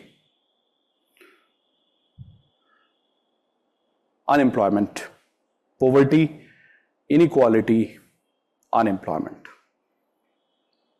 Put a full stop, please. Guys, think that you are the Prime Minister of this country. This is the last part for today. Imagine that you are the Prime Minister for this country, and guys, be very careful about it because you'll have to answer one question. You are the Prime Minister of this country. You know this situation. Now, okay, we directly jump from here to here. What policy will you make so that if there is a farmer's kid here and that person is not getting proper employment opportunities, what will you do so that this kid of the farmer can shift from here to here? Two things you will have to do. Brilliant answer, Debashish. What is the first thing? Education. Brilliant, brilliant. Very good answer. Good that you said education or skill. The right word should have been the skill, education and skill.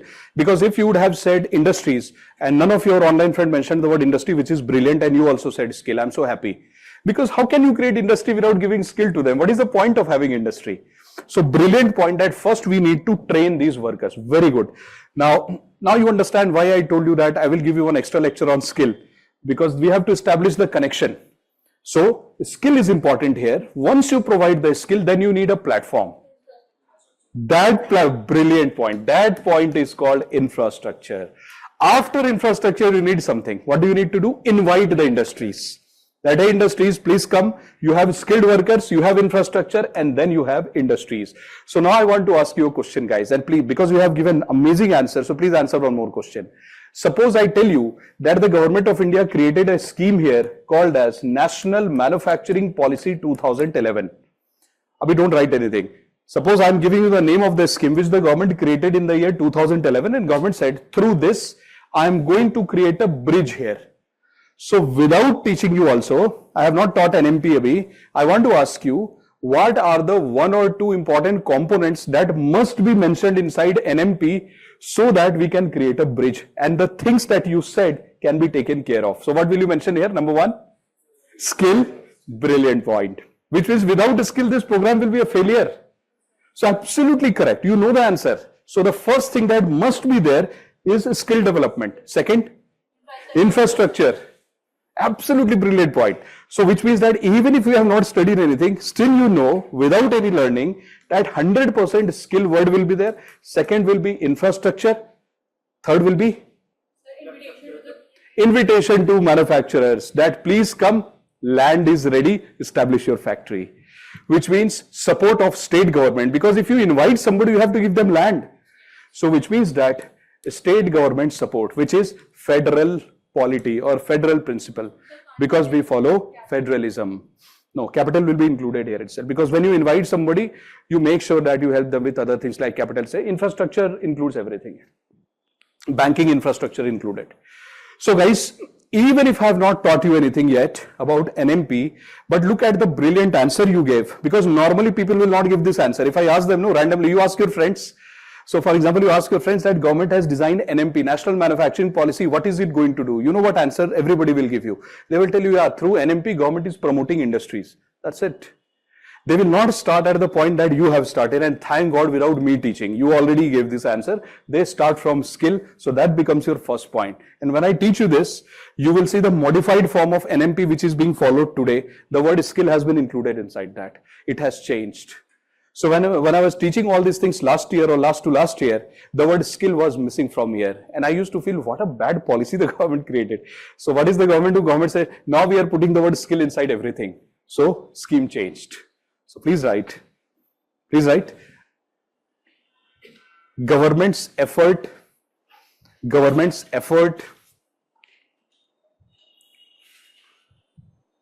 to create industries and manufacturing base, to create industries and manufacturing base in India. Government's effort to create industries and manufacturing base in India. Industries and manufacturing base in India. Now hold on, please. I have just updated some data because the countries will remain the same. Data has been updated. Look at this, please. Now, can you please see on the board? It's clearly visible to you that what is the contribution? What are we doing? What are we trying to study? We are trying to compare India with some other countries which are around us.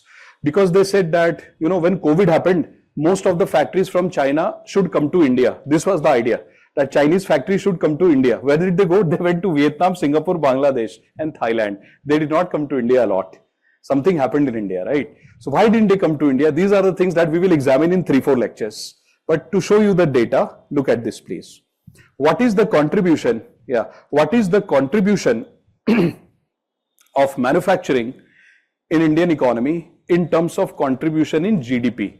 So if our national income is 100 rupees, this is our GDP, suppose national income. Out of this, how much is the contribution of manufacturing? 17%. We saw it today. 15 to 17 is the real answer.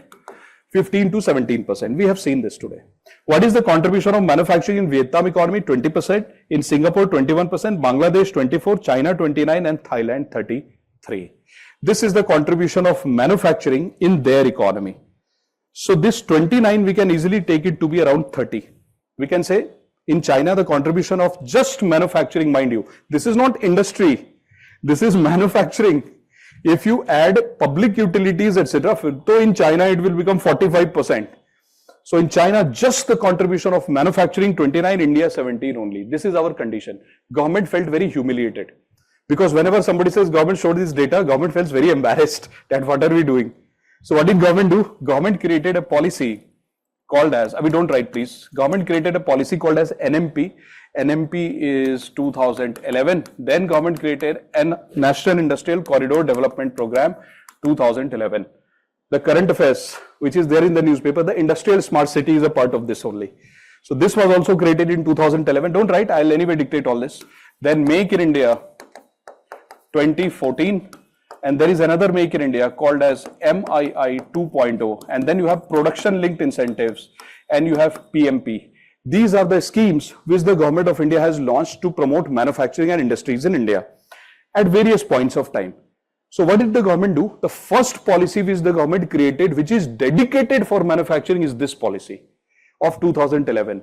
You know what government did at that time? So government said that through this policy, we want to increase this contribution of manufacturing in GDP from 17% to 25% of GDP. This was our target. And when did we want to achieve this? By the year 2022. But we could not, because this is 2024, still it is 17%. So what did government do? Government changed this data and government says not by 22, but by 25. So what is the current target of government of India? We want to increase the contribution of manufacturing in our GDP. This is our GDP. Contribution of manufacturing 17%. We want to raise it to 25%. By which year? 2025. Why? Because by 2025, India wants to become a $5 trillion economy. We have already become almost a $4 trillion now. So, because India wants to become $5 trillion economy, that's the first target. I'll dictate this to you, don't worry. Second target by government of India, I told you that there is a problem of skill. Because of skill, employment is not being created. So government is saying, I will create skill in such a way that in manufacturing sector, this sector, at least 100 million new jobs will be created. So government is saying for that, I am ready to give skill. Right. So for this, I will teach you some skill development programs also. I'll tell you about it. It will really help you. Pradhan Mantri Kaushal Vikas Yojana, National Skill Development Mission, or it is also called as National Skill Mission. And there is something called National Skill Qualification Framework. All these things are being used in India, which you study typically in GS paper 2. So these things are being used in India so that we can create 100 million jobs. So there is a connection. Third thing, historically, if you look at India, what is India doing? At most, India will manufacture this pen and export it for 15 rupees. That's what we do. We take plastic, we export this pen for 15 rupees. And what do other countries do? The other countries would take our steel, take our iron, take our copper, and they will convert our steel into automobile and aircraft. and they will send back the aircraft to us, they will send back the automobile to us, and we are very happy. So what is India exporting? Raw material. What is India exporting? Intermediate goods. And what are other countries doing? They are adding more features. When you add more features to raw material, that is called value addition. Other countries are doing value addition and we are sending them raw material. India says this should change. So what are we trying to promote? More value addition. What is the meaning of value addition? Instead of raw material, you focus on finished products.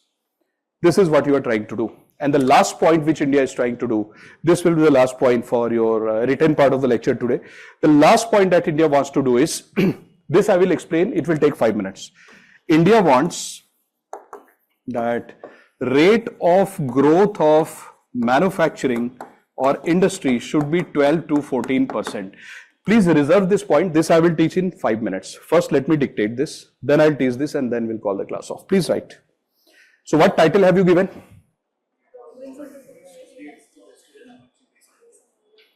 Please write. Government has launched, please write, bacho. Government has launched multiple policies.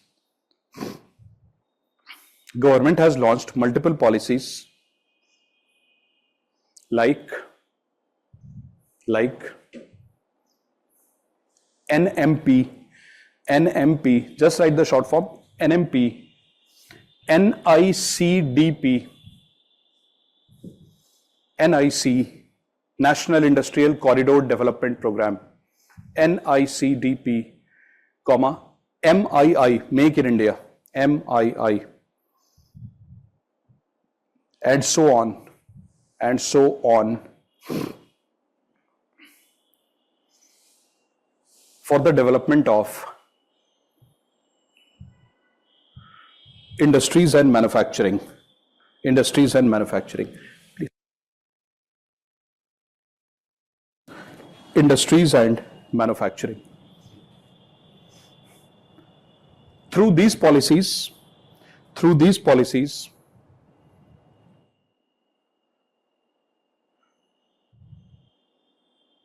government is trying to achieve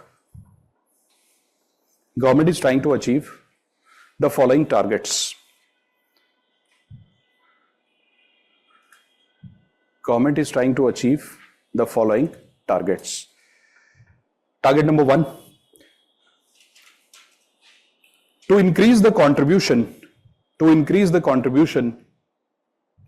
of manufacturing, in GDP,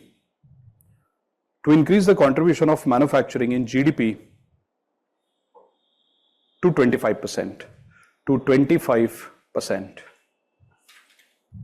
Number 2, to generate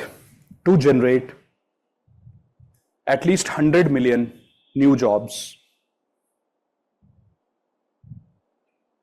To generate at least 100 million new jobs in manufacturing and industries.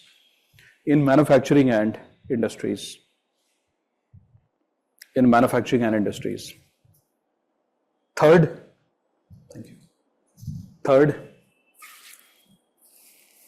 to increase value addition,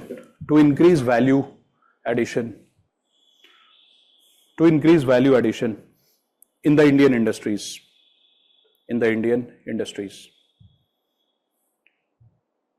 Fourth point, to increase the growth rate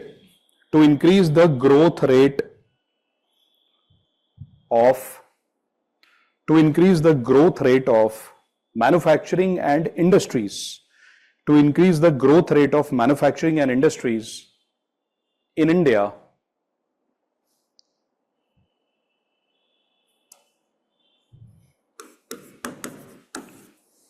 to 12 to 14% per annum. To 12 to 14% per annum means per year. 12 to 14% per year. Let me tell you about this 12 to 14% part, and that will complete our today's agenda. So there is this picture which is given in your handout. So can you please open, I think the last page or second last page, please check. I think second last page. Please open and you will find this picture. I'll tell you what this picture is, and in your handout itself you can write about it. And to my online students, if you haven't taken the printout of the handout, if you believe in soft copies, there also you can write, no issues. So you please have a look at this picture. What is this picture? See.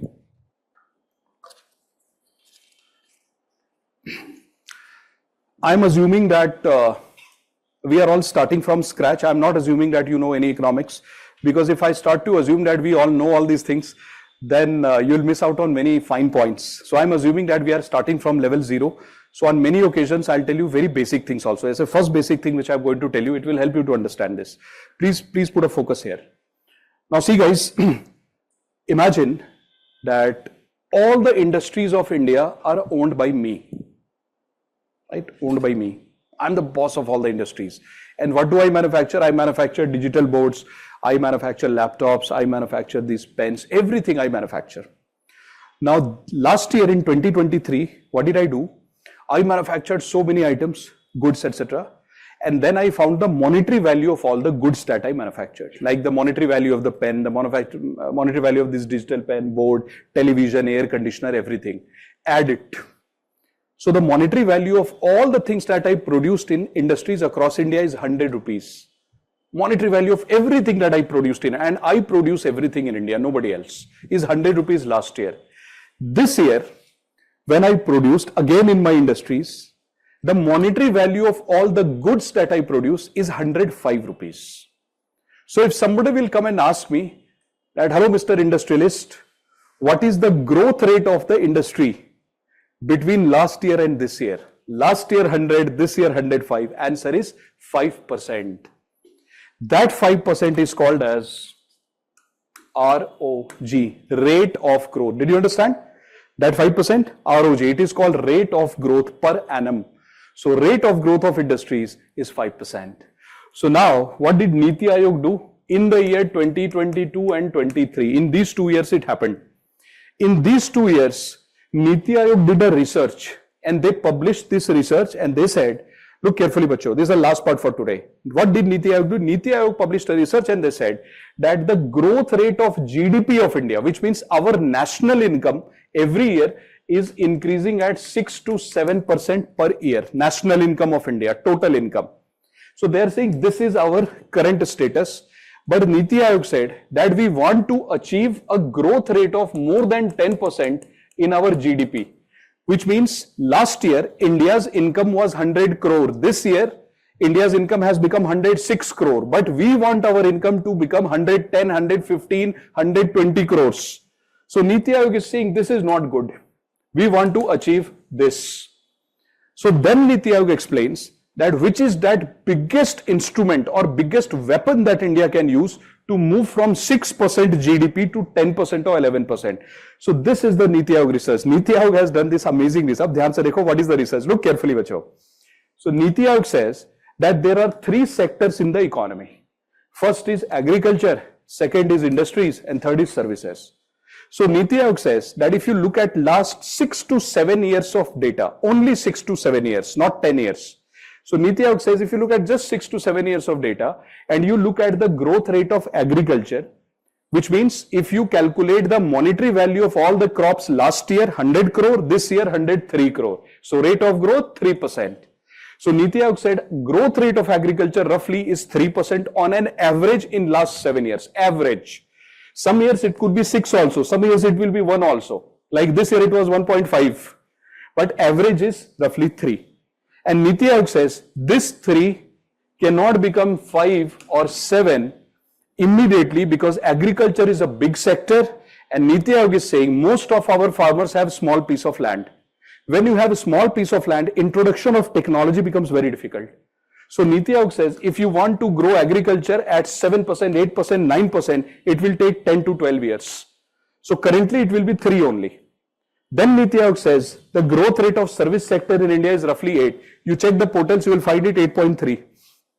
So Niti Aayog says roughly it is 8% in India. It cannot from 8% become 13%. Why? Because service sector of India is the best in the world and we have almost saturated. We have already saturated. So this 8 might become 9, it might become 10, but this 8 will not become 17%, not possible. So Niti Aayog says this will also remain 8. What is the status of industries? The growth rate of industry On an average, if you remove last year, uske pehle if you take, because I told you the research is 2022-23, if you take 7 years, removing this year and last year, 7 years, the growth rate, average growth rate of industries in India 5%. Niti Aayog says this is criminal. Why? Because agriculture, we understand, cannot increase all of a sudden because land size is small. Services, we have already become number 1. So Niti Aayog says, what about this? We are not even number 10 in this. Our global rank in this is so bad. It is below 30, below 20. It is so bad. So Government of India said, Niti Aayog is saying that if India wants to become a developed country with GDP of rate of growth of 10%, agriculture will remain same. It won't change immediately. Service will also not change. But if the industries start to grow at 12 to 14%, which means from 5%, if it doubles, becomes 12 to 14, then the rate of growth of GDP from 6% will become 10%. This question was asked in UPSC. Because when did the Niti Aayog give this research? In 22 and 23. And let me show you when UPSC asked this question, you will understand where they asked the question from. Read the question, please. That's your mains GS paper 3. Let's read it, please. Padhiye. And you will see something. Faster economic growth requires increased share of manufacturing, especially MSMEs. This part of the question was that only. And fortunately, we keep on doing these kind of things in the class. Why? Because the advantage of this kind of course is that I told you, we have the liberty to do reports whenever we feel like. We have the liberty to bring GS2, polity, etc. and have a connection with all the economics areas. It becomes so easy to do this. So what can you do here? You can simply write a Niti Aayog quotation and say that according to Niti Aayog, this is true in India. Hence, if India wants to become a developed country, India can follow this model. Ye dekhiye. These two things you can write from Niti Aayog in your, I'll dictate this. So easy. And in this answer, do you think we could have drawn this picture? Yes, easily. It would have not taken any space. These are the diagrams that you draw in the exam. So please write. Please write an explanation. NOT, note. This is your last part for today. Note. Please write. According to Niti Aayog report, 2022-23, 2022 and 2023 and 2 years. If India is able to increase,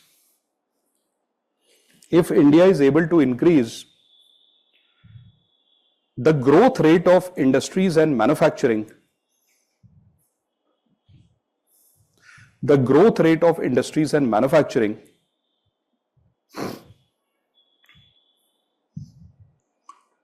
to around 12 to 14%,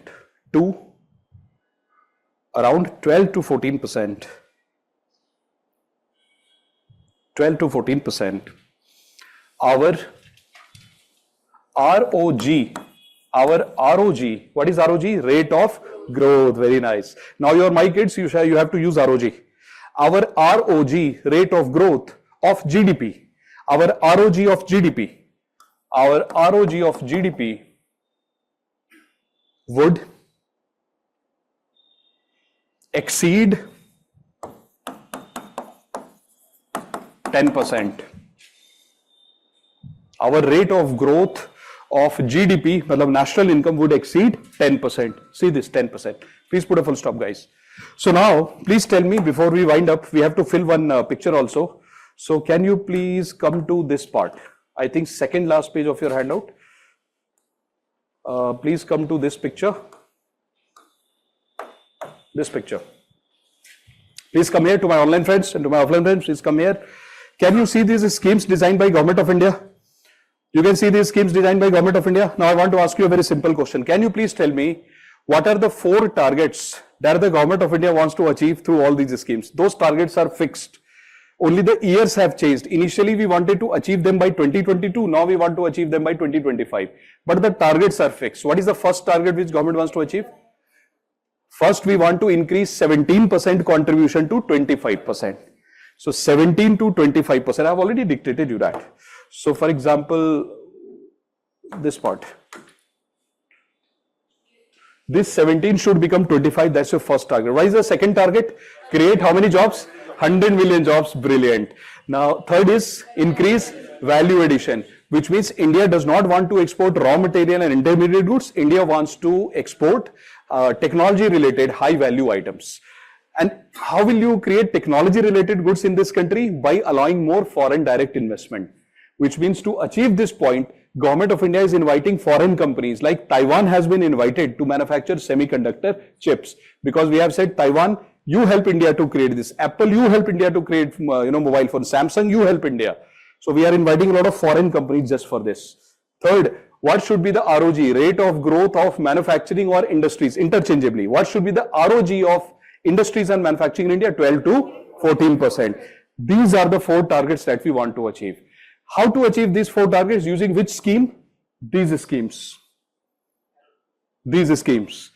Which means, if you look carefully, bacho, these are the schemes that we have actually used in India and implemented in India, because we want to achieve how many targets? 1, 2, 3, 4. Now have a look at the board and please give me shortcut answer. You don't need to say 17% to 25. Simply say 25. I'll understand what you are saying. So look at this scheme called as Make in India, right? You have to give an answer. I will ask you a question that what are the 4 targets that Government of India is trying to achieve through Make in India? Quickly, without wasting time, in 1 second, please give the answer. 25%, 100 million, value addition, 12 to 14% ROG. That's it. Can you please tell me what are the 4 targets of NICP new scheme which the government is saying? 25%, 100 million, value addition, ROG 12 to 14%. Now these are the things that we are trying to do. Okay, so for today's lecture, let's fill the last page and then done for today. So where is your handout? Let me see. This part. So guys, to my online friends and offline, please open this page. Is there in your handout? Now, please tell me what are we going to write here? For those 4 targets, what are we going to write? Targets to achieve. Awesome. Targets related to I means industries or MFG, manufacturing. So you can simply write targets related to or targets with respect to industries or manufacturing. I for industries, MFG is manufacturing. So targets, huh? So please tell me, how are you going to fill it? Number 1, guys? 17 to 25% of GDP. Of course, 17 to 25, that's what we want. Second target, please tell me. But please write 100 million new jobs. 100 million new jobs. Third, brilliant. Increase in value addition. In the bracket, what are you going to write? I use that word. How do you add value? Through FDI, which means through FDI and research. So in the bracket, you will write FDI, R&D, research and development. FDI, research and development. Right? Next point, what will you write? 4th point? ROG. So please write ROG is equal to 12 to 14% per annum. ROG is equal to 12 to 14% per annum. Easy, difficult? Super easy. Now can I tell you the magical part? Now look at this. You don't do this. I'll tell you the magical part. You just need to delete this and see what will happen. And you're going to laugh at it. You'll say, Achha, this is mains. Don't do it, huh? So if UPSC will ask you, beta, tell us what is National Manufacturing Policy. Just write the word NMP, all the 4 things same. You just have to write NMP. When UPSC will tell you what is National Industrial Corridor Program, you just write NICDP. Your answer is correct. If UPSC will ask you what is Make in India, just write Make in India and your answer is correct. If UPSC will tell you what is PLI, just write PLI. Your answer is correct. Done. That's how you write your mains answer. So it's not very difficult, guys. I'm telling you this. It's just that you have to learn the right tricks and you just have to use the same weapon everywhere. And then you know how to get score in the exam. Now, I don't know where that handout is. Just a second, please. Somehow the file got corrupted. Otherwise, oh, I have got the question. So I was thinking I won't be able to do that one MCQ I wanted. So look at this, please. India is trying to boost manufacturing sector in this regard. Which of the following is correct? India is trying to improve manufacturing. So can you please tell me which statement is correct regarding this? Please give the answer. Number one, share of manufacturing sector in India's GDP is 1/3 with respect to China. So what is the contribution of manufacturing in India's national income? Roughly 17%. I told you 15 to 17 normally. What is the contribution of manufacturing in Chinese economy? 29%. We can call 29 as around 30. Awesome. Is it 1/3? It's around half. First statement is wrong. This is how the data questions can be asked in UPSC. So contribution of manufacturing in India 15 to 17. In China it's roughly 29. 29 matlab 30. So this is 30, this is 15 to 17. It's around half. So the statement is wrong. It says 1/3. Not correct. What is 1/3 of 30? 10. But it's already 15 to 17. So it's incorrect. Next one. India wants to achieve nearly 13% rate of growth in manufacturing. True or false? Why? 12 to 14 ka average is 13%. Hence it's correct. So your answer is only 2. So let me tell you one thing, guys, be careful because you are attending my lecture, you should know this. I will never tell you if the answer is A, B, C, D, because in this question, the correct answer is mentioned, but in future questions, whenever I create MCQs for you, I will create very bogus these options here, because I want you to attend my lecture. If you don't attend my class, you will never know what the right answer is. So in the class, I will not discuss this, I will discuss this. This is the main part. So I will tell you what is right. So this is wrong, this is right. These things are bogus. Auto exam mein you can anyway do it. So if you are coming to my class, you will know the answer. If you are not coming to my class, you will never know the answer, because this thing in future will be incorrect. I will not give the right option here. So make sure that you attend the lecture. Right? So guys, this is how we conduct the lecture. So tell me anything that troubled you. Anything where you feel that you want to ask something about, no, all okay, then you have a responsibility. Next lecture. Oh, AJ, you are still there, but you attended my last module also. Right, how come you are here? But welcome anyways.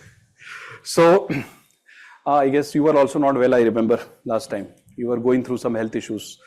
So I hope that you have recovered and you are doing well. So guys, next lecture I expect that you will bring something like this, a data book, and you would have seen how much of data I am going to tell you in the class. So you please bring this data book and you please keep writing in the class whenever I tell you like skill development 4.7. I wanted to give more data today, but since you don't have the book, I am reserving it for next lecture. I'll give you a lot of data which is relevant, not unnecessary, relevant. You will carry this all the while with you. So guys, for doubts, I prefer one thing, if you may allow me, because I faced some issues related to this. So whenever I come in the class, let's say next lecture, I want to open this for all of you to help you out. If you face any doubt related to what we did today, so before I come in the class to my online students, you please type your question there. So today's lecture, if anything is giving you doubt, you just type it there. When we start the next lecture, at the start I won't answer. At the end, I will read everything that you wrote and I'll start to give answer one by one. Which means even if you develop a doubt related to today's lecture in next 2-3 days, you can definitely ask that question in the next lecture. I will never say no to you. So rather than sending a mail, if I answer that question through voice and in your presence, I think that is a better way to do. Because that will give you an idea about writing part also. If something needs writing, I will write it. Some diagram, I'll draw it. So that is what I believe will be more fruitful to you. But however, if you want to, let's say, write a mail or talk regarding your economics preparation, kuch bhi, so you can write me here. But about the doubt part, I believe to help you a little more efficiently, I want to take all the doubts in the class. It really helps. It helps you. So you can write me here, or if you want to send your doubts, send it here. Last year I did this. I used to bring the question in the class, and without taking your name, I used to answer the question. This also I can do. So send me your doubts. If at all you develop anything, and if I feel it is relevant for economics or UPSC, I'll promise you I'll bring it in the class. Without taking your name, I'll answer it. That okay, this is a doubt I have got. ऐसा कर लेते हैं. Let's do it. Sure. Sir, you said na that India was borrowing the money from IMD and World Bank, and when they were asking that where you have it, you put the money. So they are including the construction, line and query. So they are not objecting on that. How can you? Yeah, because the whole world is doing, sadly. So this is a system, this is a liberty which they give to the entire world. Otherwise, it would not have been possible. So all the world, entire world has decided that on some occasions, they might take the liberty of shifting a few definitions here and there within limits. So it is 100% allowed, it's not illegal. So NMP, MII in 2011 and 15, yeah, we could not achieve the target. Manu will see it later on, why we couldn't achieve the target. It's a long lecture, almost like it will take you 3 lectures to understand why we couldn't achieve the target. Abhi to we have just started the basics. So let the story continue, you will see it. Fine. So guys, definitely, but I'll take it up. So it was really nice meeting you. So after long, I am doing one of my favorite things, which is teaching hardcore economics. So I really enjoy doing this, and I hope that I'll make your journey also smooth. But I'll just call this lecture off on with one statement that don't worry about economics at all from today. You are here in the classroom, I'll take care of you. In whatever way required, I'll be there with you to help you with economics and GS paper 3. So thank you so much, guys, and see you in the next lecture. 7:30 Monday, Tuesday, Wednesday. So 7:30 Monday, Tuesday, Wednesday, Thursday. Thank you.